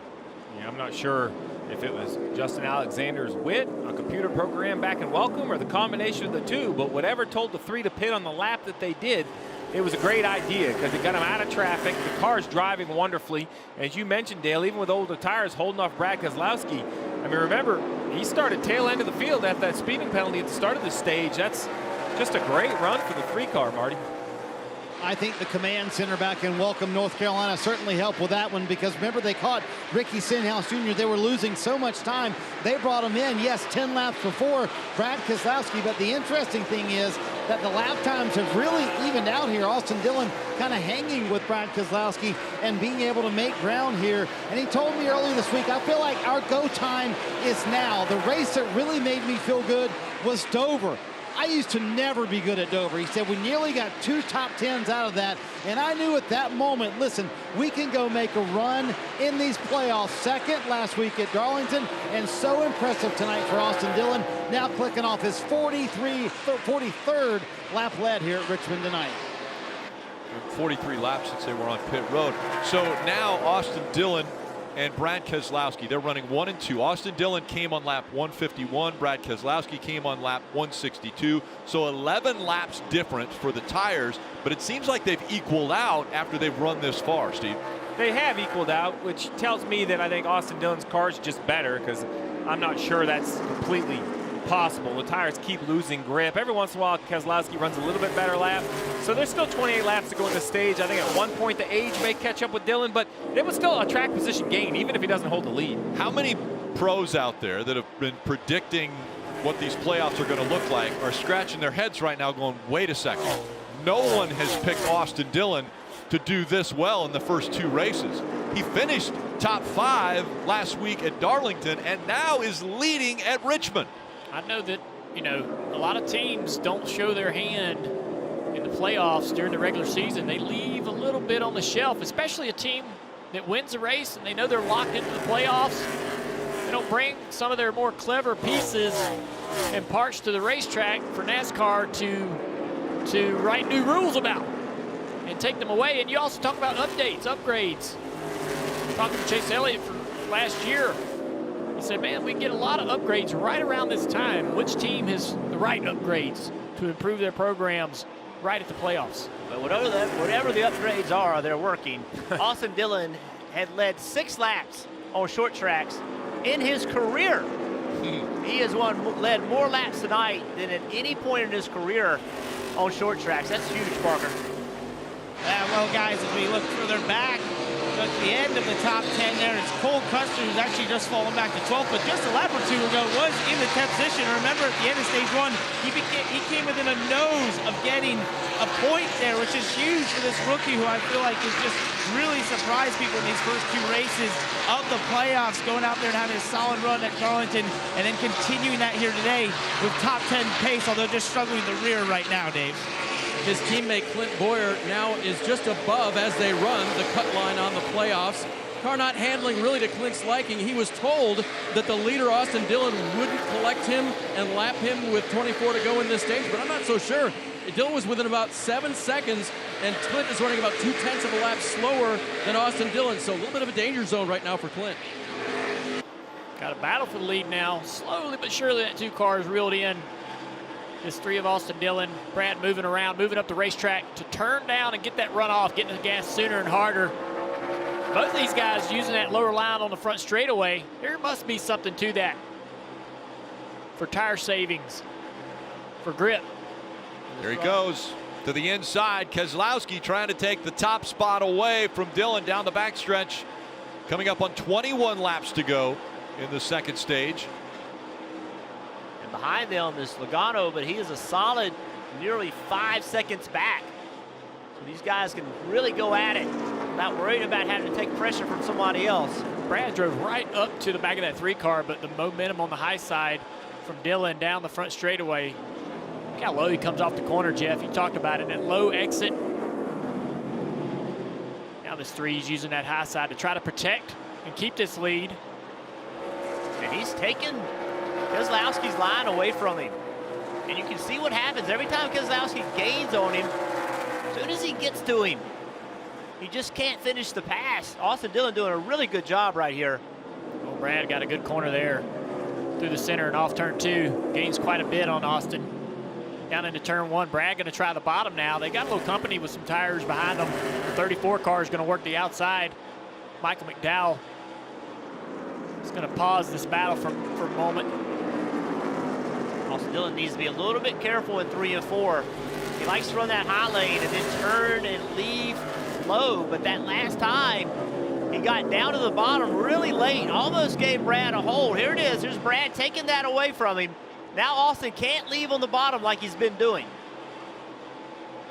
And McDowell coming into play. Again, a lap down car, but Keselowski's going to follow him into the turn. Does that hurt Keselowski with the 34 in front of him? No, Brad's going to take that lead.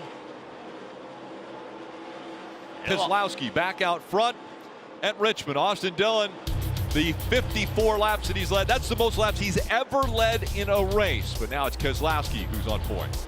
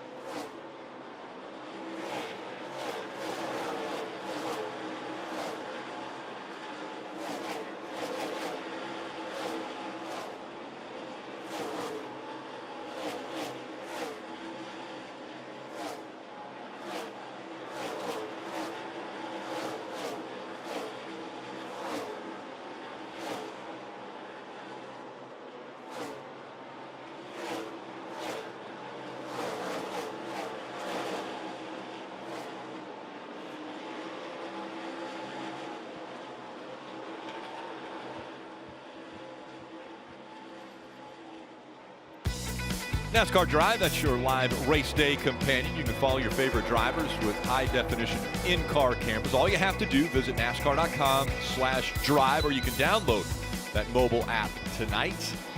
As we see Keselowski out front, Austin Dillon is running second, but the car I think that everybody's focusing on right now is the 4 of Kevin Harvick.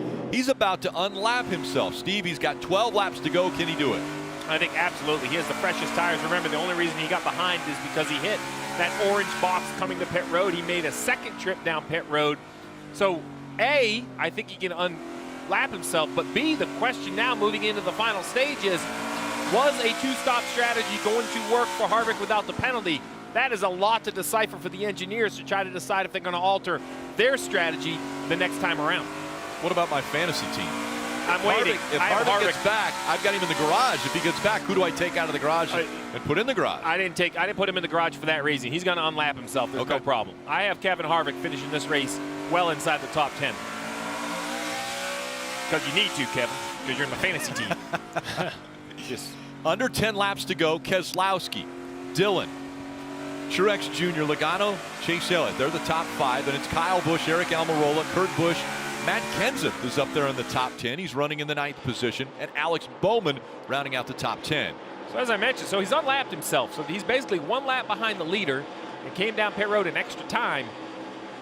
There's some calculators getting worked on very quickly here to try to figure out how to run that final stage. Dave, we see Austin Dillon recover from his speeding penalty, but the 11 of Hamlin not quite as fortunate, still back in 13th. And he has worked so hard on his communication with Chris Gabehart, his crew chief, but I think he threw him a new one here. Listen. Like if I run the line, my initial fight is okay, but then I get to the wall, and I mean, I just dragster light them up. I'm trying to take care of them, and it's just, I lose it no matter what. Trying to get that drive off the corner, gets next to the wall, and dragster lights him up. I think Gabehart can relate to that, but that may be the first time he's ever heard that. Well, I want to hear it, dragster. Let's jump inside this 11 car, right on board. Drivers, tell us what he's fighting here. If you just listen to the throttle, you'll hear it. Look at the hands.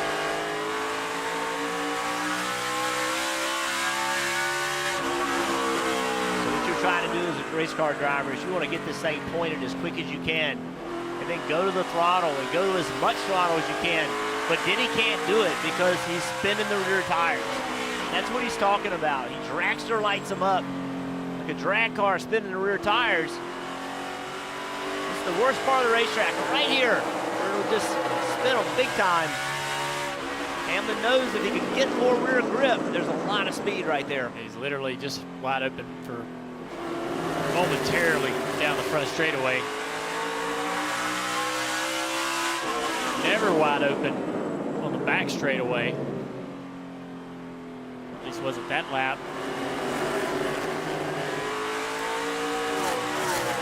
You just feel like you're just killing the rear tires trying to get to full throttle on the straightaway here. And look at this. Kevin Harvick is coming up on the back of the 11 of Denny Hamlin. Remember, Harvick was a lap down. 3 car isn't letting this lead battle go away. 4 laps to go, coming to 3 to go. He's closed back in on Brad. Brad could be just trying to take care of his car, but pinned down on the inside of this lap car. It will be a lap car. That's Cole Custer about to go a lap down. He's got to fight hard right here. He is one of the playoff guys. He needs as many points as he can. That right there, that white car in front of him, that's Clint Boyer. That's the next car to go a lap down. So the last thing that Custer wants to see is the 2 car get up there and get by the 14, and it's happening quickly right here. Coming up on 2 to go. This takes away the opportunity for Austin Dillon to get up in there and try to win this stage with the 41 car desperately trying to be a car that stays 1 lap down. First car lap down. Clint Boyer's got to do everything in his power. Just so much speed from Keselowski, but Clint's got to fight him.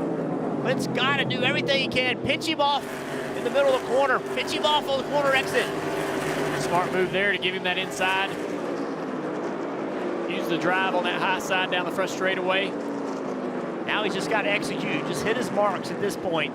He did a great job off turn 4. Cole Custer back there is cheering for him, isn't he, Jeff? Oh, yeah. Fighting Boyer. Help me out. 6 years ago, Brad Keselowski got his only win at Richmond Raceway, but a long 6 years. Coming out of turn 4, he's going to win stage 2.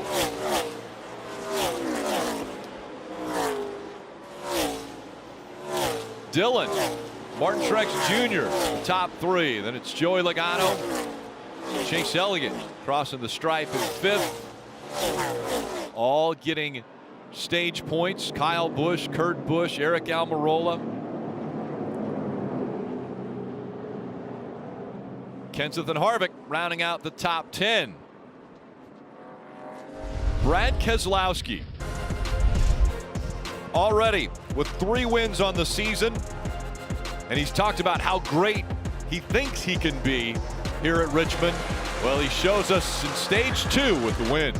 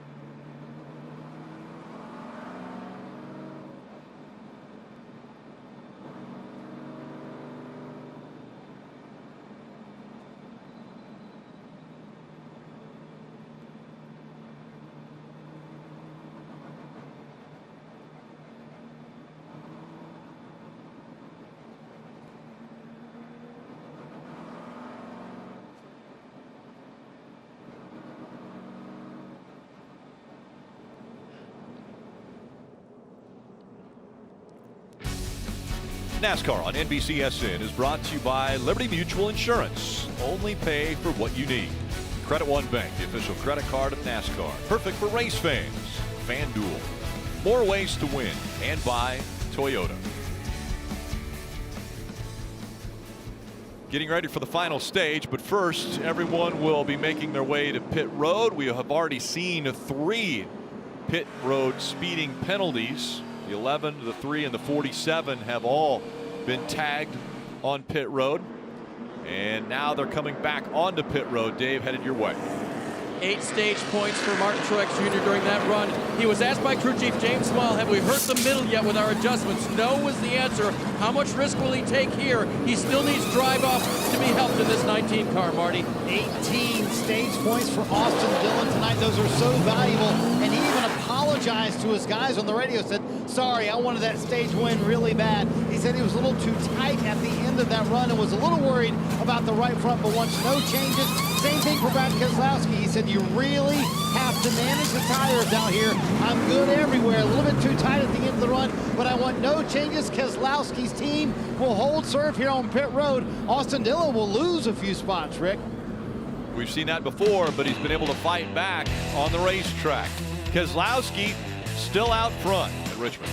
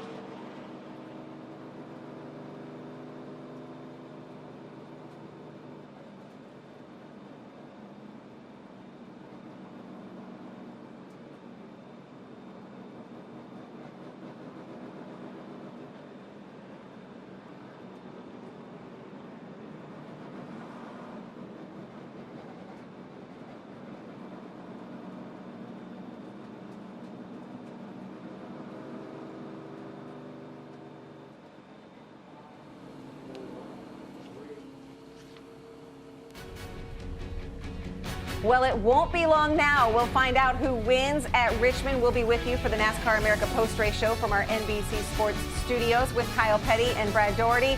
So one stage remains, and if you're looking at who has earned stage points tonight, Kyle, you have to look at that number 3 of Austin Dillon. He finished second last week, second in that last stage. Kyle, is tonight Austin Dillon's night? You know, I don't know if tonight's his night, but I will say this. He is definitely backing up all the talk about him this week from a second-place finish at Darlington.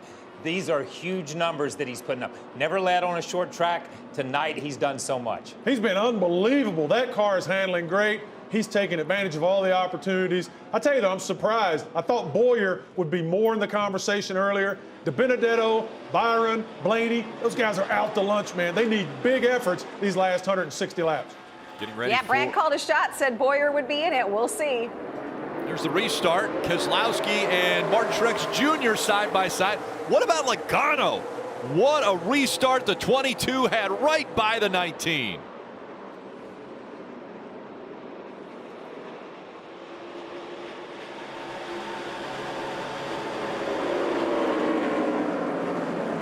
Elliott's going to settle in the 4th spot, and Austin Dillon is 5th, but fighting for that position. The 18 of Kyle Busch looking to the inside.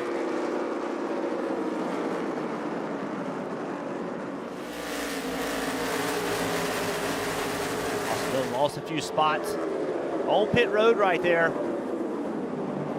Got to be careful not to try to get them all back at once. Right there. Yeah, he got loose.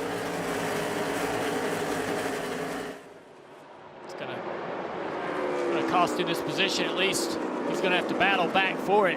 How far he down drove in there. in the corner. Wow, he's sideways right there a little bit. He's going to get a great run off the corner, though. He's using this really odd line of diming in the corner, really forcing the car down in the corner deep and then up the racetrack and then turning and running off low. Very unique line. He's making it work. Trying to hold off the 18 of Kyle Busch. Again, this fight here is for 5th. And behind him, Eric Almirola trying to keep pace with these guys and blocking his teammate a little bit down the front straightaway the last lap. Not wanting to give up the inside line to Kevin Harvick. Dillon wanted desperately to get to that bottom lane, but Eric Almirola fills the spot. They're lined up right now. Eric doesn't want to give it to him, let him get back down. So Austin's going to fight for it.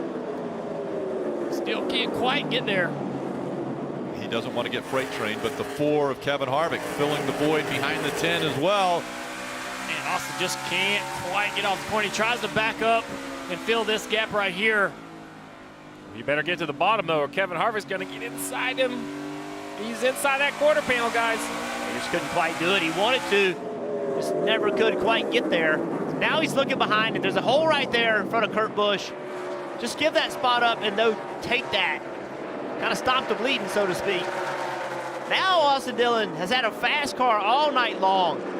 Has he really been passed all night, right? On equal tires, and he just did get passed. Now he's doing an evaluation. What's wrong with my car? Why can't I go? What's going on right here? And you're nervous, you're scared that all that good run is going to go away with a bad change or put a different set of tires on it. Got to remain calm, give information to your team, go back to work. So he fell back to the 8th spot now. That's where he is settled in. Keselowski, Logano 1 and 2. Martin Truex Jr. 3rd. Chase Elliott, Kyle Busch, Almirola, and Harvick all in front of Austin Dillon. Parker. Well, the car right behind him there, Kurt Busch. I don't know if we've talked about him a lot tonight. He has not been very happy with that one car, but he's done a great job of keeping it in the conversation in the top 10 throughout the night, getting some stage points there at one point. Kurt Busch doing great work with a car that just he cannot seem to get the rear in the racetrack, consistently struggling to get the power down late in the runs. Kurt Busch grabbed 4 stage points. Kyle with 5 stage points earned. And again, surprisingly, coming into this race, Kyle Busch was only 7 points above Clint Boyer, who was in that 13th spot, the first position eliminated after Bristol. Kyle Busch just drove away from these two guys once they got around Austin Dillon. Harvick still trying to get around his teammate. Finally makes the pass. Dave.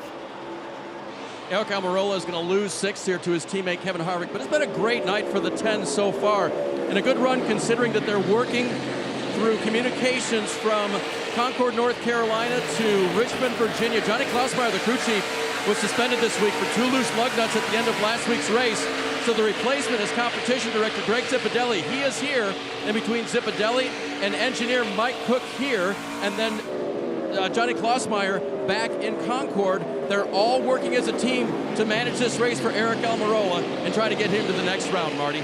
Dave, you see Austin Dillon get that spot a moment ago, moving up to 7th. And on that last stop, they actually did not make any changes, guys. Remember, Austin said the car was tight at the end of that run, which has been the strength of the 3 car all evening long. But Austin waved off any changes, falling back. No panic, though, in the 3 camp. Moving up now, 7th. Now he's going to set his sights on Kevin Harvick, who he's been faster than all evening long. We'll see if Austin Dillon can get himself back up front into the top 3. So that's impressive to me. Austin Dillon giving up those positions to get back to the bottom tells me that he is being patient with his race car and his tires, more importantly, on the early part of these runs. And he is now past Eric Almirola. He's closing back in on Kevin Harvick. Seems to be not really overdriving the race car. You can see that low exit off turn 4 certainly gives you the idea that he's really being careful on the throttle, getting straight runs off the corner.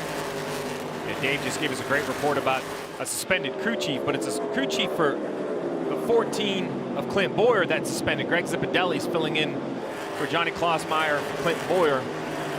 Mike Bugaravich is still on top of the pit box for the 10 of Eric Almirola. There was so much juggling of crew chiefs. I mean, Penske did it, Stuart Haas did it, so a lot of crew chief changes that were taking place. You're making an excuse for me now. I just had a brain fart. Sorry about that. Good catch, Steve. Hey, listen, you interviewed Boyer at the beginning of the race, and I was trying to follow who was on top, but I like what he said when you asked him, you know, what kind of confidence would he have in Greg Zipadelli, and he's a champion. What are you talking about? So while I think you always want to have your crew chief, think about that as a backup. Greg Zipadelli is the guy that steps in. That's a heck of a backup for the 14 car. Yeah, champion crew chief there with Tony Stewart. Brad Keselowski is up front, leading the NASCAR Cup Series playoffs from Richmond. This telecast presented by Toyota.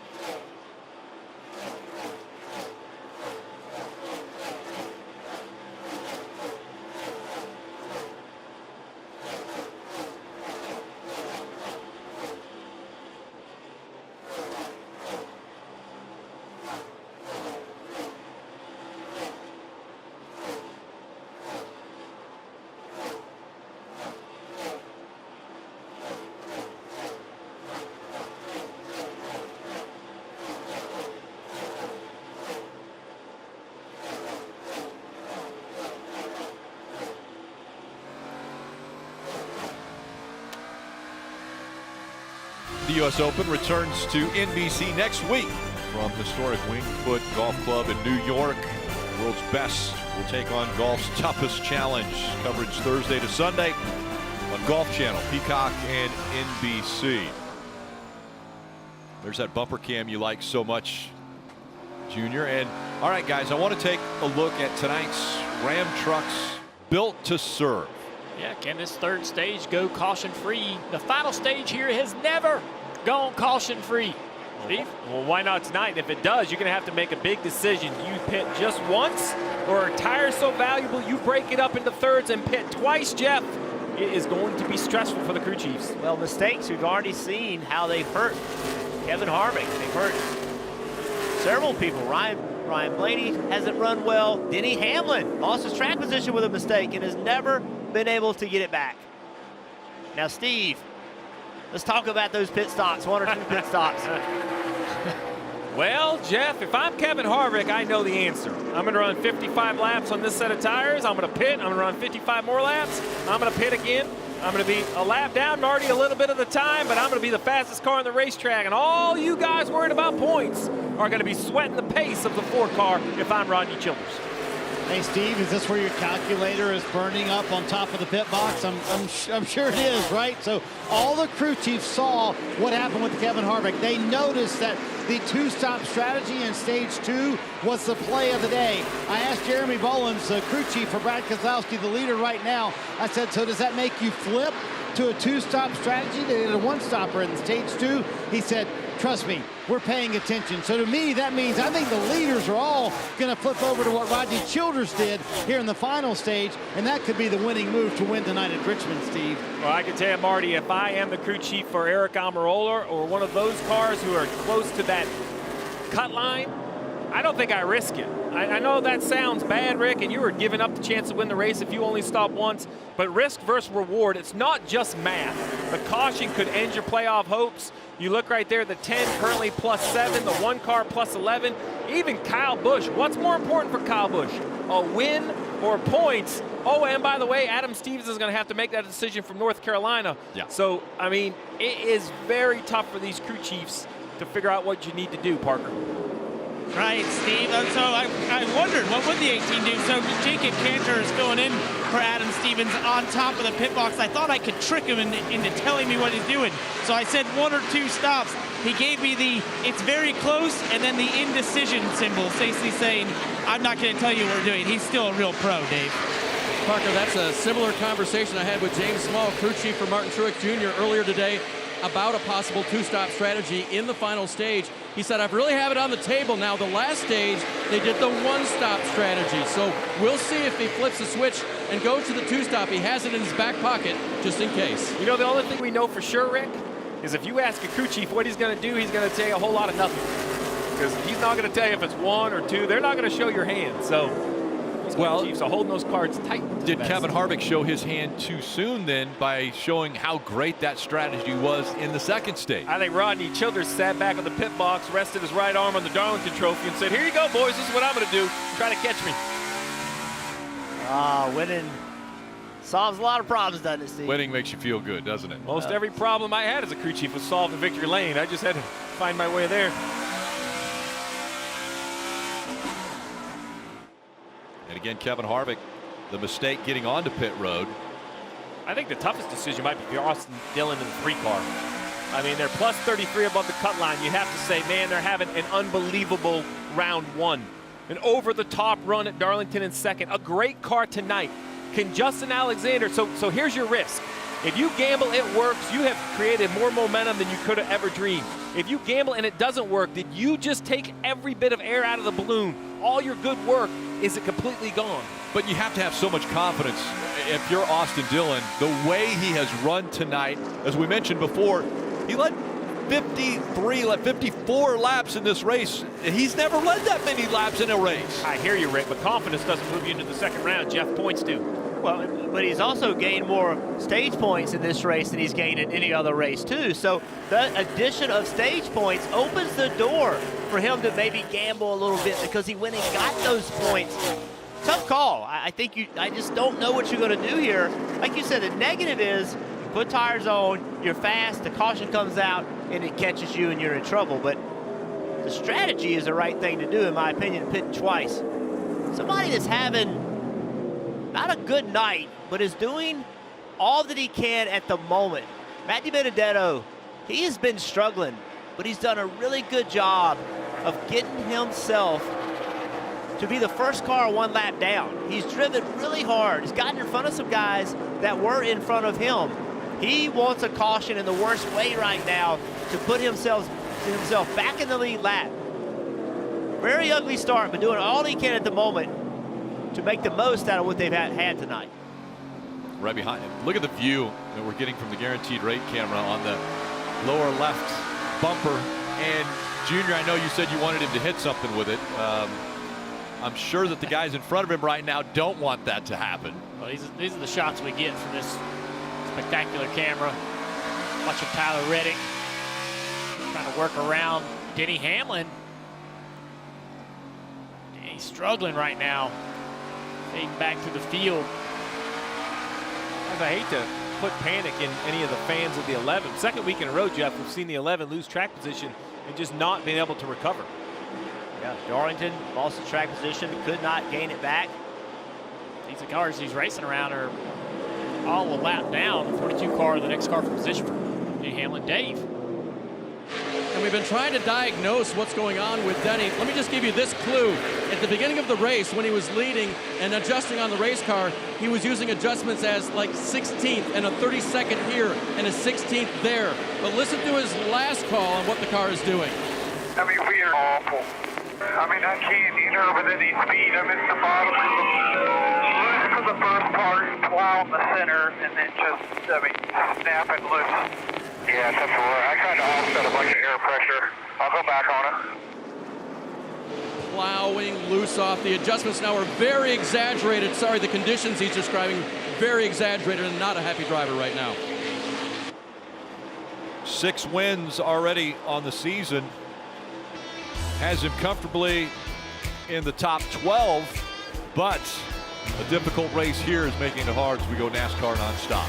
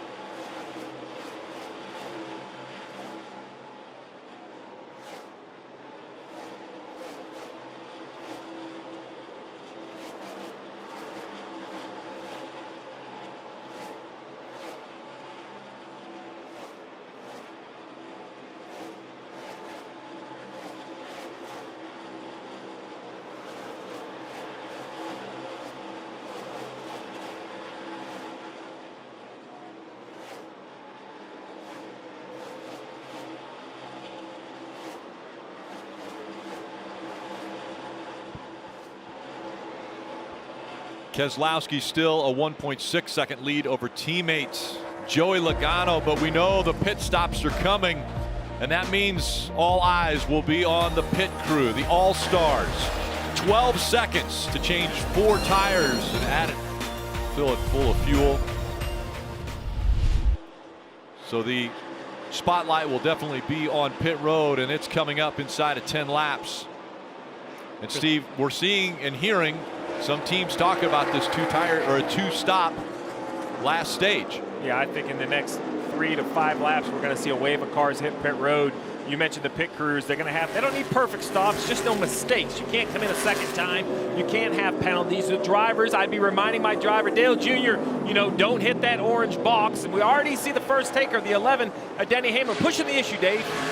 In trouble, he asked his crew chief, Chris Gabehart, can you do something strategy-wise? Well, this is the thing. They'll pit twice in this final stage. Adjustments here, try to get Denny back on track.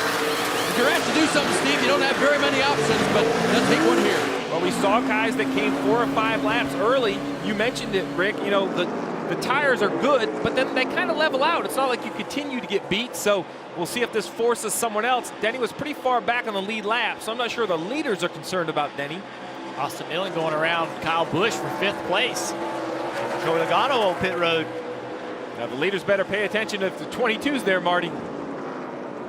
And here comes Joey Logano. Paul Wolf making the call to bring him in a little bit earlier than everybody else, hoping if he can get these 4 fresh Goodyear tires of all those who are going to do 2 stops on a little bit earlier, he can gain some track position. Joey saying, I don't have the rear grip on this run that I had last time. Kevin Harvick also coming down pit road as he works his way to his stall. Harvick is in his stall, actually said his car was a little bit too tight for Harvick, but better than it was the last run. And coming down pit road, leader Brad Keselowski. As Jeremy Boland's promised, they did flip to this 2-stop strategy. You see Martin Truex Jr. leaving pit road, Austin Dillon hitting his stall as well. So all of these leaders going to this 2-stop strategy here in stage 3, trying to win the race at Richmond. We'll see what happens.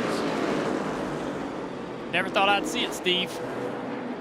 These guys are all wanting to be aggressive. Yeah, well, I think we saw in that first stage, Kevin, the 18 giving up time to the 21 pulling out, Parker. Right, he saw that, just had to avoid Matt Benedetto, slides to a stop in his box. He said it fired off great the beginning of the run, and it just started to get too tight in the center from Kyle Busch, who lost the top 5 position to Austin Dillon late in that run, Marty. Chase Elliott leaving pit road, having his best Richmond run in recent memory. Car's been pretty good. Chase saying he just needs more drive off the corner. Said, you made the drive better. I need a little bit more, but you've also hurt the centers. Harvick flashes by Chase Elliott. And what makes this, it didn't seem stressful when everybody was doing it, but you look on the left-hand side of your screen, the one of Kurt Busch has yet to come to pit road. What that means is, oh wait, I think he's actually, yeah. We'll keep going, correct? These guys are doing 2 stops. We'll be doing 1. All right, that's what I was waiting to hear. He's going to be in a 1-stop strategy. Why that matters is because he's going to trap folks a lap down. We had just talked about Chase Elliott and having a little success here. When we talked to Alan Gustafson earlier this week, he said, if we learn anything from Richmond, I will be happy, because it's never been one of their better tracks. So Alan Gustafson's got to feel pretty good after the performance that he's seeing out of the 9 car tonight. Oh, absolutely. This 9 car has been consistent. I wouldn't say it's been the best car here, but it's a couple adjustments away. It's right there inside the top 5 or 6 all night long. I remember last week, so close to having a shot to win Darlington. Truex trying to get by him late in the race. They end up wrecking. Putting that behind them. Focusing forward, going to get some points tonight. Dave. Good run tonight for the Chip Ganassi Racing 42 of Matt Kenseth. You can see Clint Boyer going by on the outside with the fresher tires. They will stay on this strategy. He was just told another 15 to 20 before they'll come to pit road. Of course, that coming from crew chief Phil Surgeon. Matt staying on the track. And this, Junior, is when you feel like you're out there on an island all by yourself. It's a terrible feeling. Look how these cars just fly by you. You got to go make the best lap time you can, though. To make this strategy work, you got to make good lap time, and it's hard to do it with all these people passing you. That's what kills it even worse now, Junior, is I just don't think you can make lap time when you're the only one out there. Well, what happens in the mind of the driver is he sees these guys that are so much quicker, and you really kind of lose confidence in the plan. You're not on the pit box with all the data to understand exactly how this is going to work out. Well, right now there's only 2 that are on the same plan that are on that island, and that's Kurt Busch and Matt Kenseth. And you see how much slower they are than everybody else on the racetrack. Yeah, you just don't understand as a driver how could this be the way to win the race when everybody's just driving by you at such a high rate of speed. If it makes you feel any better, there's been times I sat on the pit box and lost a little confidence in the plan as well at this point. When everybody's going by you on both sides, like, I think it's going to work, right? Yeah, I think the best thing to do, you talked about it, Jeff, trying to make lap time, is get up the racetrack. If you run the bottom of the racetrack, you obviously can't get into throttle when you have cars going around the outside of you. Maybe use the higher line to be able to use a little more throttle, carry a little more speed down the straightaway. You have to give up so much time running part throttle off the corner, letting guys go around that top side, Marty. And a little bit further back of the 2 stoppers, the Team Penske guys, you got to give credit to Paul Wolfe. He brought Joey Logano just 1 lap earlier. 1 lap is all it was before his teammate Brad Keselowski, and it worked. They jumped Keselowski on the racetrack. So Joey Logano among the 2 stoppers. There you go. He's now in front of Brad Keselowski. Before he was behind him, Steve. It's amazing just 1 lap can make that much of a difference, but it did for Joey Logano and his team. Yeah, when new tires are worth 2 seconds, it only takes 1 lap. All right, Rick, we're going to go to nonstop, and when we come back, I hope you've been taking notes because I'm going to test you on all these strategies and see which one you think is going to work the best.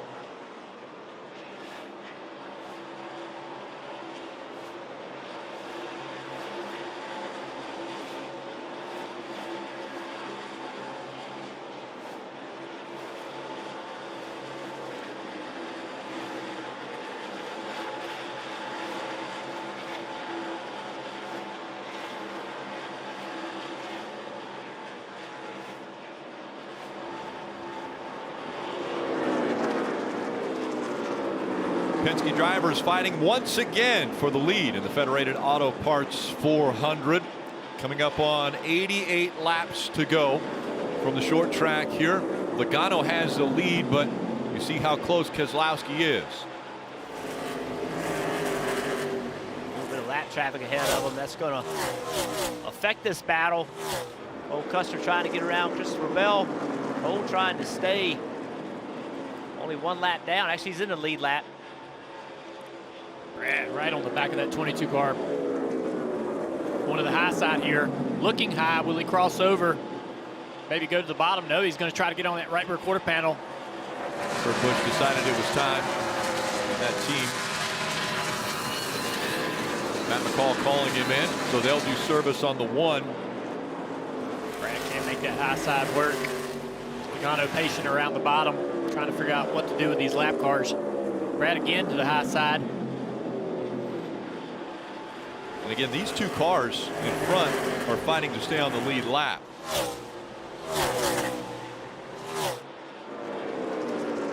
Now Brad to the inside of the 22 down in turn 1. Patient around the bottom. Christopher Bell way up the racetrack. That's going to hurt his momentum into turn 3. Will that affect Joey Logano? No, Joey clears Keselowski. And Logano trying to hang on to the lead. So much pressure being put on him by Brad Keselowski. He's just trying to do everything he can to get around this lap car. And Brad is so much better through the middle of the corner. You can see Brad upsetting the back of that 22 car. Keselowski once again to the inside. Joey's got good momentum off the corner, but Christopher Bell is slowing him up. Joey doesn't try to go to the middle, make it 3 wide. Brad's going to take the lead. Joey tries to fight back on the outside, but can't do it.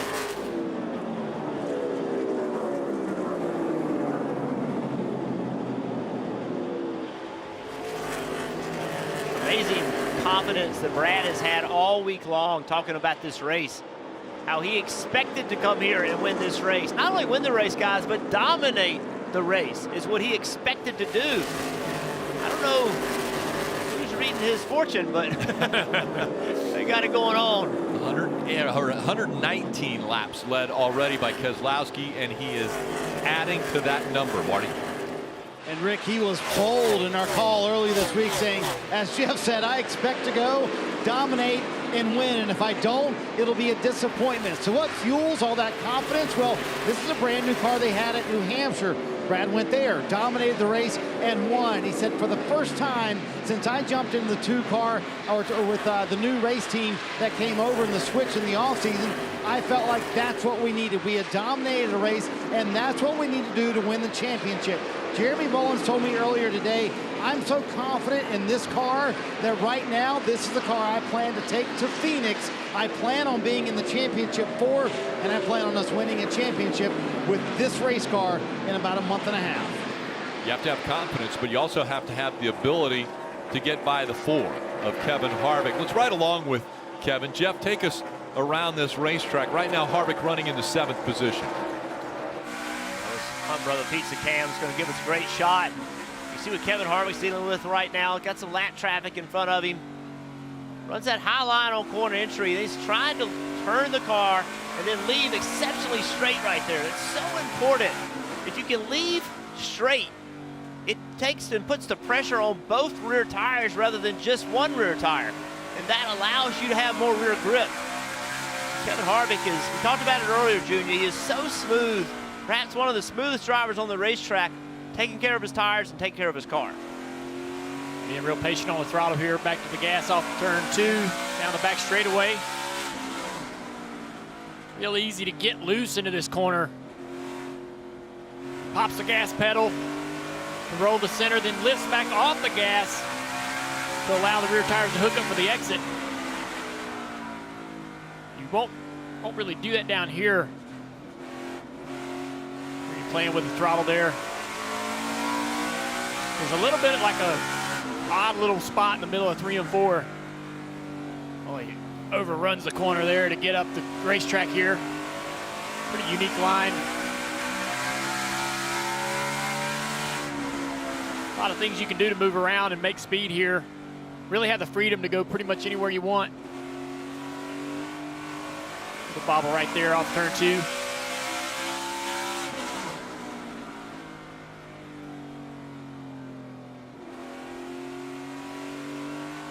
He'll work on the 13 of Ty Dillon to try to get by him. Keselowski out in front, 126 laps led. Let's go NASCAR nonstop.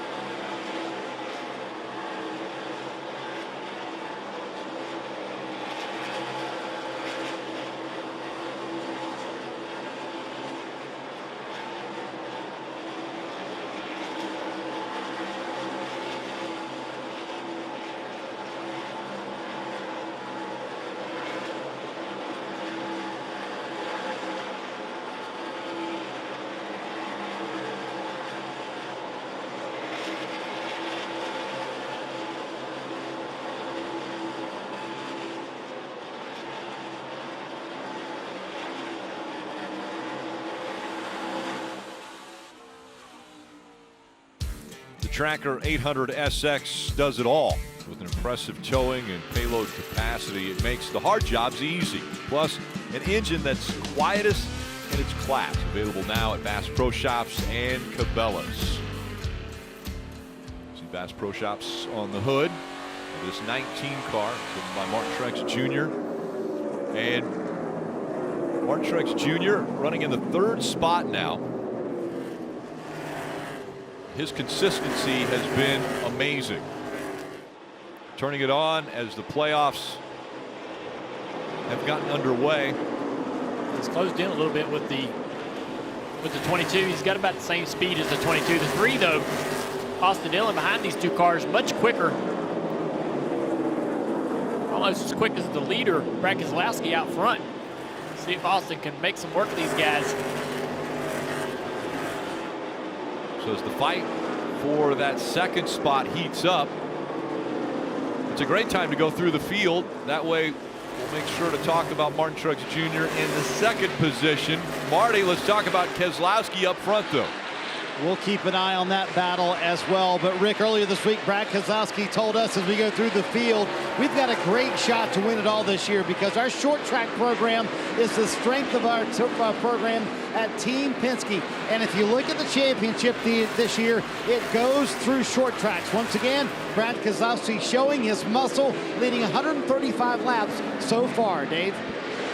Martin Truex Jr. showed us last week at Darlington Raceway just how aggressive he would be to try to get a win late in the race, colliding with Chase Elliott. Clean pass on Joey Logano there, but a very fast 19 car tonight trying to track down Keselowski for the lead, Marty. Day before the race, Joey Logano told me, I'm not sure the fastest car is going to win the race tonight, but you know what? It's going to be patience. That's going to be the key. Austin Dillon's already gotten by him, though, and he told me earlier this week, I love pressure situations like the NASCAR playoffs as Austin Dillon tries to come to pit road there, but misses it. Slows down and misses pit road, guys. We'll check on that and see what happened, but Austin Dillon seemed like he was slowing to come to pit road. They are on the 2-stop strategy, Rick, but he missed pit road, and we saw that happen earlier in the night, too, with Martin Truex Jr. Happen here with Austin Dillon. Mistakes, you can't make them if you want to advance into the round of 12, but Austin Dillon slow, misses pit road. This time he's on it. So the first to come to pit road on this 2-stop strategy in the final stage, Marty. Can't have mistakes like that, especially late in a race like this in round 1 of the playoffs. Austin Dillon has had a terrific car all evening long. We'll see how this plays out for this race team. They were thinking kind of what Joey Logano did on that first stop here in State Street. Come a little bit earlier than everybody else, get the Goodyear tires on, and then see what happens. So going to be 4 fresh Goodyear tires here. Austin Dillon saying he needed more drive off. They've been so good on the long run all night long. We'll see where this cycles out the 3 car. That's definitely early for someone to come to pit road. 63 laps to go, only 45 laps in the tires. I would expect for him to run about another 6 or 8 laps. Here it is, guys. Seems like a last-minute decision or just mistimed, and it's hard to say, but I think a good decision to go back on the racetrack. There's no way he would have got below that orange box. Well, part of the problem We can still win this race. There you go. I like it. Not going to quit. Part of the problem was that all 4 on the apron. He had 2 on the apron and 2 on the banking, and it's hard to break like that. It's hard to get the car slowed down. Don't overdrive it. Keep them calm. Just simply trying to carry too much speed. He's about 4 seconds behind Brad Keselowski when he made that mistake. Came to pit road probably about 6 seconds behind the leader. He's hoping to be able to cut 6 seconds from Brad Keselowski right now. When this cycles, it will definitely put him in the lead if we do not have a yellow. Yeah, for sure, because no one else has countered his move, right? No one has decided they need to come as well. I think they're concerned about having 60 laps on their tires or going to the finish. So they were hoping, I'm sure, that they might bring more people to pit road, but they also have confidence in their car's long run speed. Here comes Hamlin. Dave. Yep, they'll come to pit road now for their final stop, maybe. 4 fresh tires and Sunoco fuel for Denny. They asked him if the center was any better, and he said, yeah, but I've been in clean air, so not a real good judgment on it. Just not the car he had at the beginning of the night. It's been a struggle most of the evening for Hamlin. Marty? Here comes everybody else down pit road, including Chase Elliott and Joey Logano. He said he lost a little bit of drive on that run for Logano. 4 fresh Goodyear tires. It's a call from Paul Wolf, also going to make an air pressure adjustment and a wedge adjustment, Parker. Ryan Blaney also coming down pit road, who's been really struggling throughout this race. He's complex about being able to get the car into the corners using the brake. They told him, you're actually using more brake than others. He said, I don't know how that's possible, Marty. Brad Keselowski, an outstanding run. What could be the final stop of the night at Richmond. They have been dominant here this evening. 4 fresh tires. Brad wants no adjustments to the car. He has said it's gotten a little bit tighter the longer they run, but they have barely turned anything on this car in terms of an adjustment today, Parker. And a solid run continues for Alex Bowman, just struggling a little bit of drive off there in the 88 4 tires for him, Dave. Clint Boyer leaves after 4 tires in Sunoco fuel, still a little bit loose for the 14 car.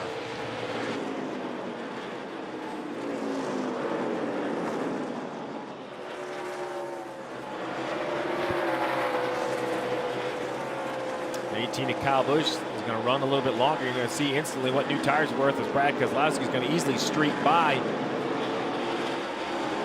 So this idea for the 18, the 4 of Kevin Harvick, is they know they're going to probably come to pit road again, but they want to have better tires at the end of this run.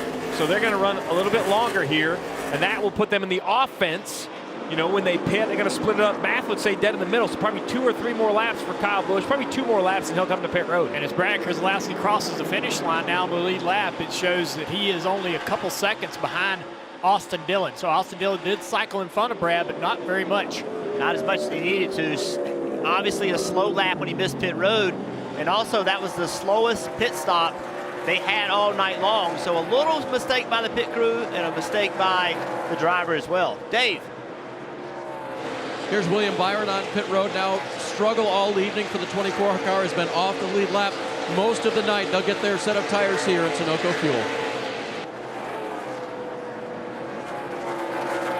William Byron in the playoffs, fighting to stay in the round of 12, but you know it's going to be difficult if you go to Bristol and are in a must-win situation. Parker.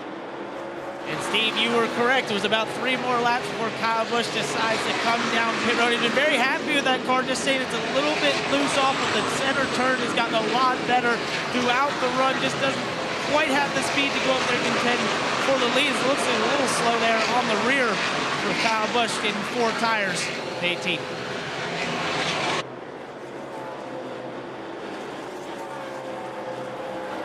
Harvick on his way in.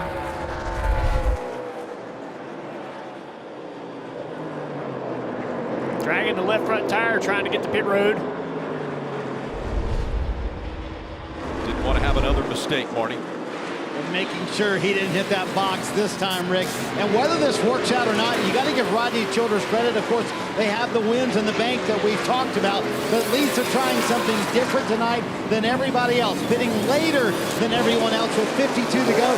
What they think should be the final stop of the night. A little tape on the front of the grill as well for Harvick, who struggled with a little bit of a tight car on that run. We'll see how this works out and where he cycles out with everybody else.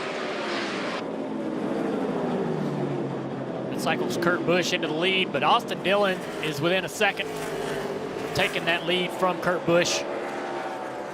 And his concern is out the back. The 2 of Brad Keselowski. Kurt Busch, I think, will easily be overtaken on those old tires. Brad Keselowski inside the 3 car. This will be for the lead eventually, Rick. There you see Kurt Busch on the inside. He's going to let the lappers have the outside of the racetrack here, that outside line. I think that the 3 car will take that as well. And the 3 trying to get by the 1, but he's got pressure behind him from the 2. Austin Dillon back to the point at Richmond. Denny Hamlin behind these guys, trying to get around there and get his lap back.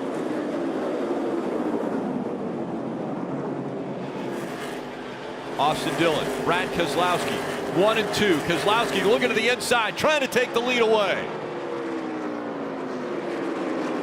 And Keselowski once again is up front. I was trying to figure out how the 11 lost so much time. We're hearing he had a 15-second pit stop, so that's why he looks a lap down. Keselowski continuing to add to his laps led, 144 and counting.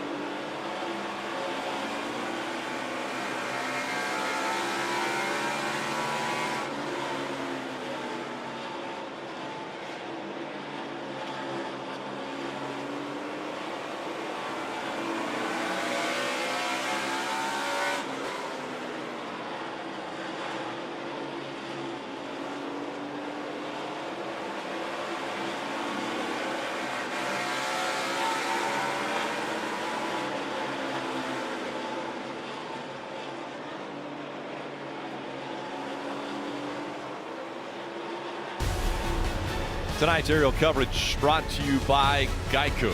We look down on the two of Brad Keselowski continuing to lead here from Richmond. This telecast presented by Toyota.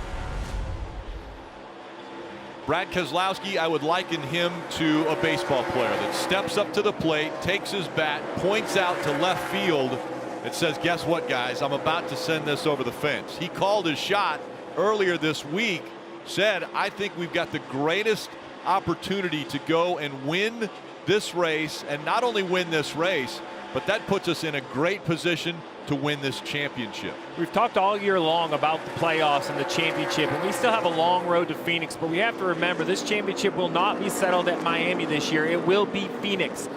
The higher horsepower, the lower downforce, what you're seeing tonight at a little different racetrack. And right now, Truex is very good, but the Penske cars, I think this is his best we've seen. Remember, Brad did this at New Hampshire as well. So this is two tracks. Now he's up the hill there. Yeah, missed the turn. Yeah, he did. He missed the turn. I thought he had a problem. You said the Penske cars, how good they are, but that car right behind this two car, Ryan Blaney is 2 laps down. So 2/3 of the Penske. I mean, 2 laps down in a situation where they came in here needing to have a good race. If this continues and they don't get some kind of big break, they're going to go to Bristol way behind, having to make something happen. Parker, what do you have? Well, Jeff, you pointed out they came to this race 17 points out of the cut line. They're now currently, as they run, 25 points if they lead this race. If they finish right here, and it's just been a struggle for Ryan Blaney ever since getting sent to the back and trying to drive back to the field. He just has not been able to make the progress. They've tried to help him using some of the SMT data about what they're seeing other cars do, how they're driving, but he has not been able to put that to use. Really complaining about being able to get into the corners as deep as others and just not able to roll the speed in the center that he wants, Marty. Well, Parker, to the good side of the Team Penske equation, and remember the crew chief shift in the offseason. Brad Keselowski said after the July win at New Hampshire, I needed a kick in the butt, and admitted that, hey, I needed to be woken up a little bit. They got woken up early in this season 2 wins maybe they didn't expect to get. A dominant win at New Hampshire, and you see how good they are on short tracks right there. Brad Keselowski lighting it up here at Richmond tonight. And Rick, you're right. On Thursday, he called a shot, told us they were going to come here, dominate, and win. Right now, with 36 laps to go, looks like Brad might have known what he was talking about. Yeah, Marty, you talk about that crew chief shakeup as well. Jeremy Boland's now calling a shot for the 2, and Brad Keselowski called him Letarte 2.0. So is he saying that Boland's is the second coming of the Letarte? Is that how this works? Well, this is the best compliment I've gotten in a long time, if he really believes that. Jeremy Boland is a brilliant crew chief. Funny story. He was, ink dry to be Dale Jr. and I's engineer. And then he got the opportunity to be a crew chief at Team Penske in the Xfinity program. He called me up the day after he signed. And when I talked to Mr. Hendrick, Rick said, listen, we're not going to hold the guy to a piece of paper. If this is a great opportunity, he could be a crew chief at the Xfinity level. We're not going to hold him as an engineer at the Cup level. He worked his way up through the organization. And, I mean, look where he is now. He deserves everything that's coming his way. Very, very smart, patient, analytical. That was pretty funny.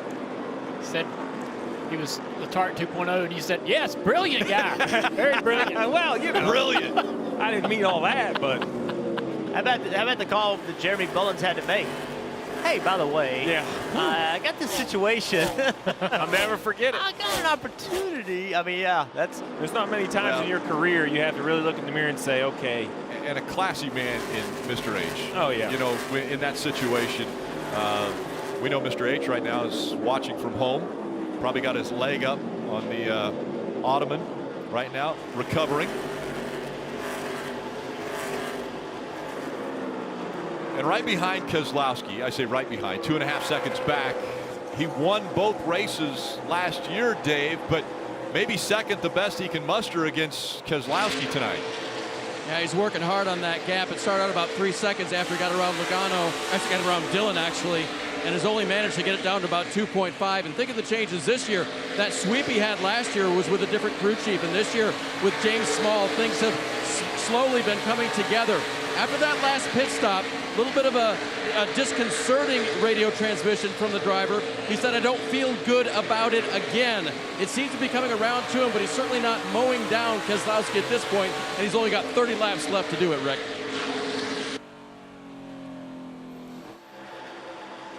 He's put together a pretty impressive run over the past 8 races for Martin Truex Jr. Keselowski's still out front, though, as we go NASCAR nonstop.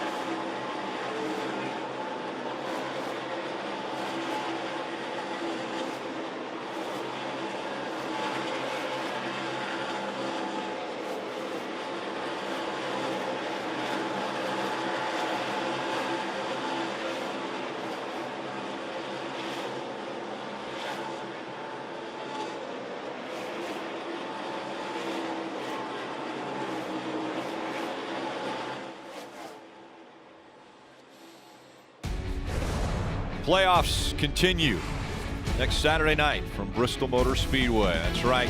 It's an elimination race, and it's at Thunder Valley. That race coverage beginning at 7:30 p.m. Eastern on NBCSN. Marty. Austin Dillon sitting in the 4th position. It may not be the win tonight. He's still trying to get by Joey Logano there for 3rd. They've shown so much strength on the long run. But even if it's not the win for Austin Dillon, what an impressive performance in these first 2 playoff races. 2nd at Darlington, right now top 5 here at Richmond, trying to get a little bit more. And he said, I've always loved these pressure situations. I'm so thankful my parents had me play other sports as a kid. I played in the Little League World Series. I've been asked to take the final shot in a basketball game. So these playoffs and the pressure they bring, I love that situation. And Austin Dillon and RCR have certainly answered here early in the 2020 playoffs, showing their strength. And right now, Rick, very comfortably looking good in the playoffs. Plus 37 as it runs right now. They would go into Bristol, the final race of this first round. I think they have been the surprise of the round of 16.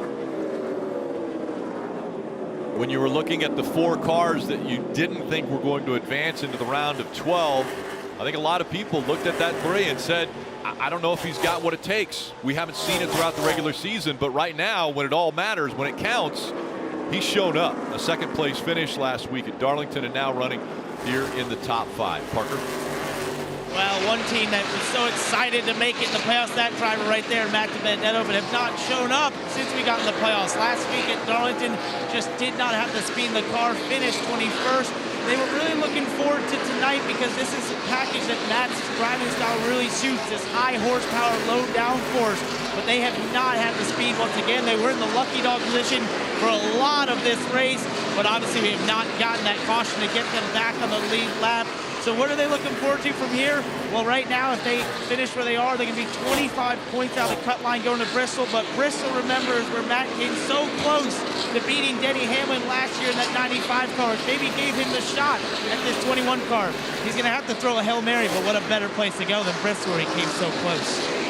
I think what concerns me a lot about this 21 car, guys, is that they really started to lose some speed as the playoffs approached. They had a pretty comfortable lead to get into the playoffs, and it kept getting whittled away, and that's continued. They lost momentum, and they hadn't been able to get it back. Yeah, momentum is critical, and we've seen it work the other direction with Keselowski, Martin Truex Jr., Kevin Harvick. Those guys bringing a lot of momentum into the start of the playoffs. As you mentioned, Matt Benedetto, it was almost like he was hanging on, trying just to do enough to stay in the playoffs as opposed to creating that momentum so that he could advance through this first round. Chase Elliott, remember last week, he and Martin Truex Jr. battled for the win, ends up wrecking. Needed a good solid night tonight for points, and they've gotten that so far. Done a nice job, got 9 points earned today so far. So good solid run, Marty.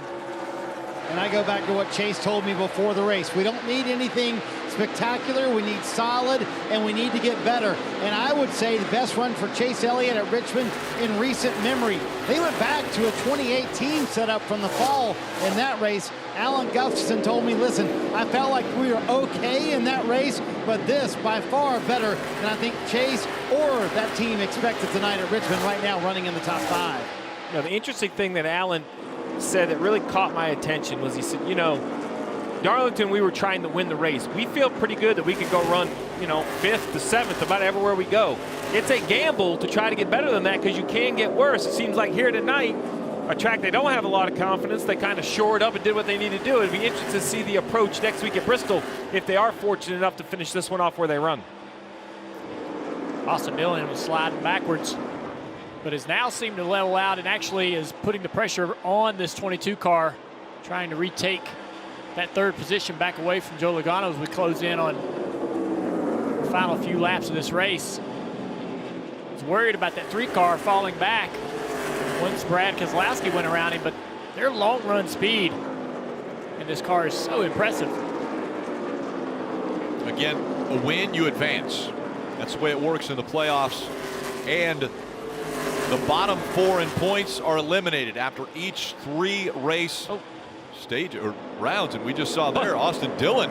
When do we take this 3-car seriously? I mean, is it just 2 races we've seen this round enough to look at them as a contender to move deeper, even deeper into the playoffs? Well, I can tell you right now, William Byron, Cole Custom, Matty D, and Ryan Blaney are taking the 3-car very seriously because his performance is eliminating at least one of those cars. Right now, if things ended right now today, he is 38 points to the good going to Bristol. I mean, who would have thought? Who would have picked that? Give him credit, right? Big moments. That's when, Austin talked about it. He played basketball, he played baseball, he did those things. This team has stepped up. Team and driver have stepped up for the playoffs. Got to reward them and just, give them credit. They've done a phenomenal job already at the start of these playoffs. The one thing that will hurt them is they didn't get a lot of playoff points throughout the regular season. That's what advances from round to round with each team. Man, interesting there. He gets the position for the 22, but now Joey Logano is fighting back. Brad Keselowski's out front. And these are the races where when there's no yellows, you don't want to give NASCAR any reason to throw a yellow because it won't take much. We've gone green flag for pretty much the whole night. Brad Keselowski's comfortably ahead, 7 laps to go. But anything can bring out a yellow here late. Yeah, what's going on with this 3-car? He got by Logano, looked like he was going to drive away, and then all of a sudden, he's lost some speed here. It's weird, wasn't it? Yeah, and behind him, Chase Elliott in that 9-car is starting to run him down a little bit. Coming up on 5 laps to go.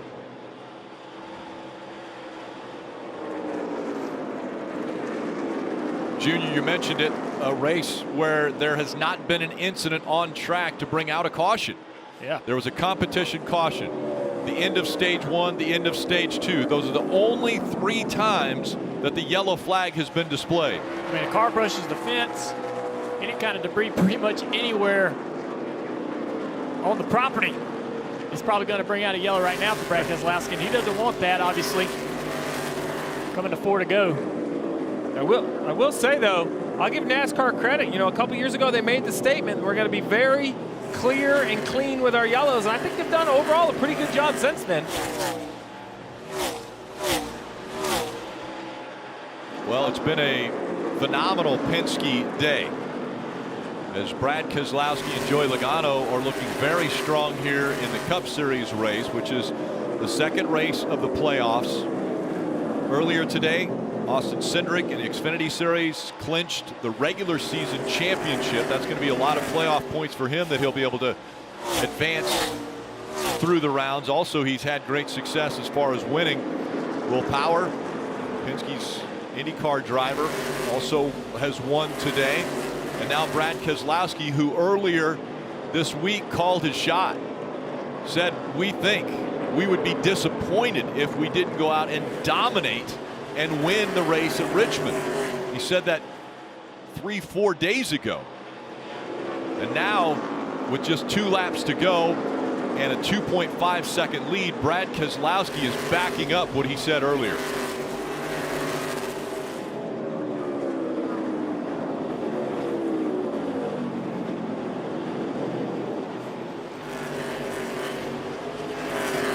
Win in advance. White flag, 1 more, 2.6. He won't get to you. One more time around, you heard it. He won't get to you. 2.6 seconds, the difference between Keselowski and Martin Truex Jr. Mentioned earlier. It was all the way back in 2014. 6 years ago, the last time Brad Keselowski won at Richmond. This one takes him all the way to the round of 12. He wins again at Richmond. Man, that's awesome. Set out with a goal, we got it here, bud. Thank you very much. Sir, let's keep it going.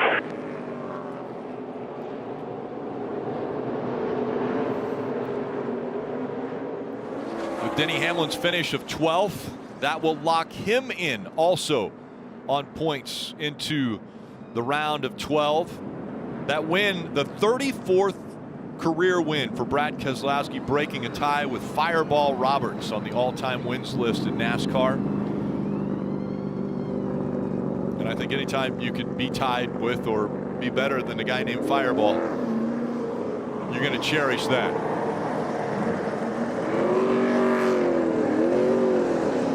Celebration for Brad Keselowski. 4th win already in 2020. We mentioned momentum and when you have it. Right now, Brad Keselowski is going to go to a track next week that he's already won at. He won in May at Bristol. So adding to that bucket of points, Steve, you always talk about the bucket of points. Keep filling it up if you can. Playoff points so important to help you advance to the championship 4. You never know how these rounds are going to go. I didn't know how this race was going to go. Brad was so confident when we talked to him this week, just shocked me. It was almost a matter of fact how well he knew they were going to run. He backed it up in a big way. Use the words nervously good. That's how much we think we are going to dominate the race at Richmond. Marty. And Brad going to climb out. He doesn't have his traditional American flag. They couldn't find it at the pit box, but nonetheless a win to celebrate for Brad Keselowski. This car has now raced twice. This car has now won twice. And I like how Brad took care of it. No burnout tonight, because he knows this could be the car he might race for a championship with. Of course, they'll fix the body between now and then, obviously, but Brad gonna put on his mask here. Well, you called your shot to us on Thursday, Brad, but did you honestly expect to lead almost half the laps tonight in this race? Yeah, it was a great race here, Marty, for us and the 2 team. This is, I think, my car from Loudon. I think that's what it is, told me. yes. And, you know, I wanted to do a really cool burnout with it, but I want this car for Phoenix. It's 2 for 2, and, man, I'm real pumped. I don't want to look too far ahead. We got to get there. The next round's going to be really difficult, but still, I'm really pumped about this performance and the way we ran on short tracks. And felt like coming in here with the Western Star Alliance Ford Mustang that we would run well, Marty, but, man, this thing was awesome. Well, so what kind of statement, Brad, is this for Phoenix that could be what's coming and what your team could do when you get to that track? We got to get there. You know, the last few years I haven't made it off all the way, so we got to get all the way there, but if we can get to Phoenix, we're going to be really good. To dominate on a night like this, Brad, when strategy is all over the place, how patient did you have to be when cars were in front of you on different strategies all night long? Very patient. I tell you, it's a chess game, and I got blinders on. I don't know what everybody's doing and who's where and who's on what strategy, but Jeremy Bowens, the whole 2 team, excellent performance. I can't thank them enough. Thank you, team. Thank you, everybody that at Team Penske that gave me such a great car, and it's a really special day, Marty. Thank you. He leads 192 laps. He called it on Thursday, Rick. He said, if we don't go dominate and win, we're going to be disappointed. I think Brad Keselowski has a lot to be happy about tonight here at Richmond. Yeah, definitely. We're going to hear from more drivers from the action track, which Brad took a lot of the action out of it with his dominant performance. As Marty mentioned, leading 192 of the 400 laps tonight and getting his 2nd Richmond win. We'll have more on the other side of the break.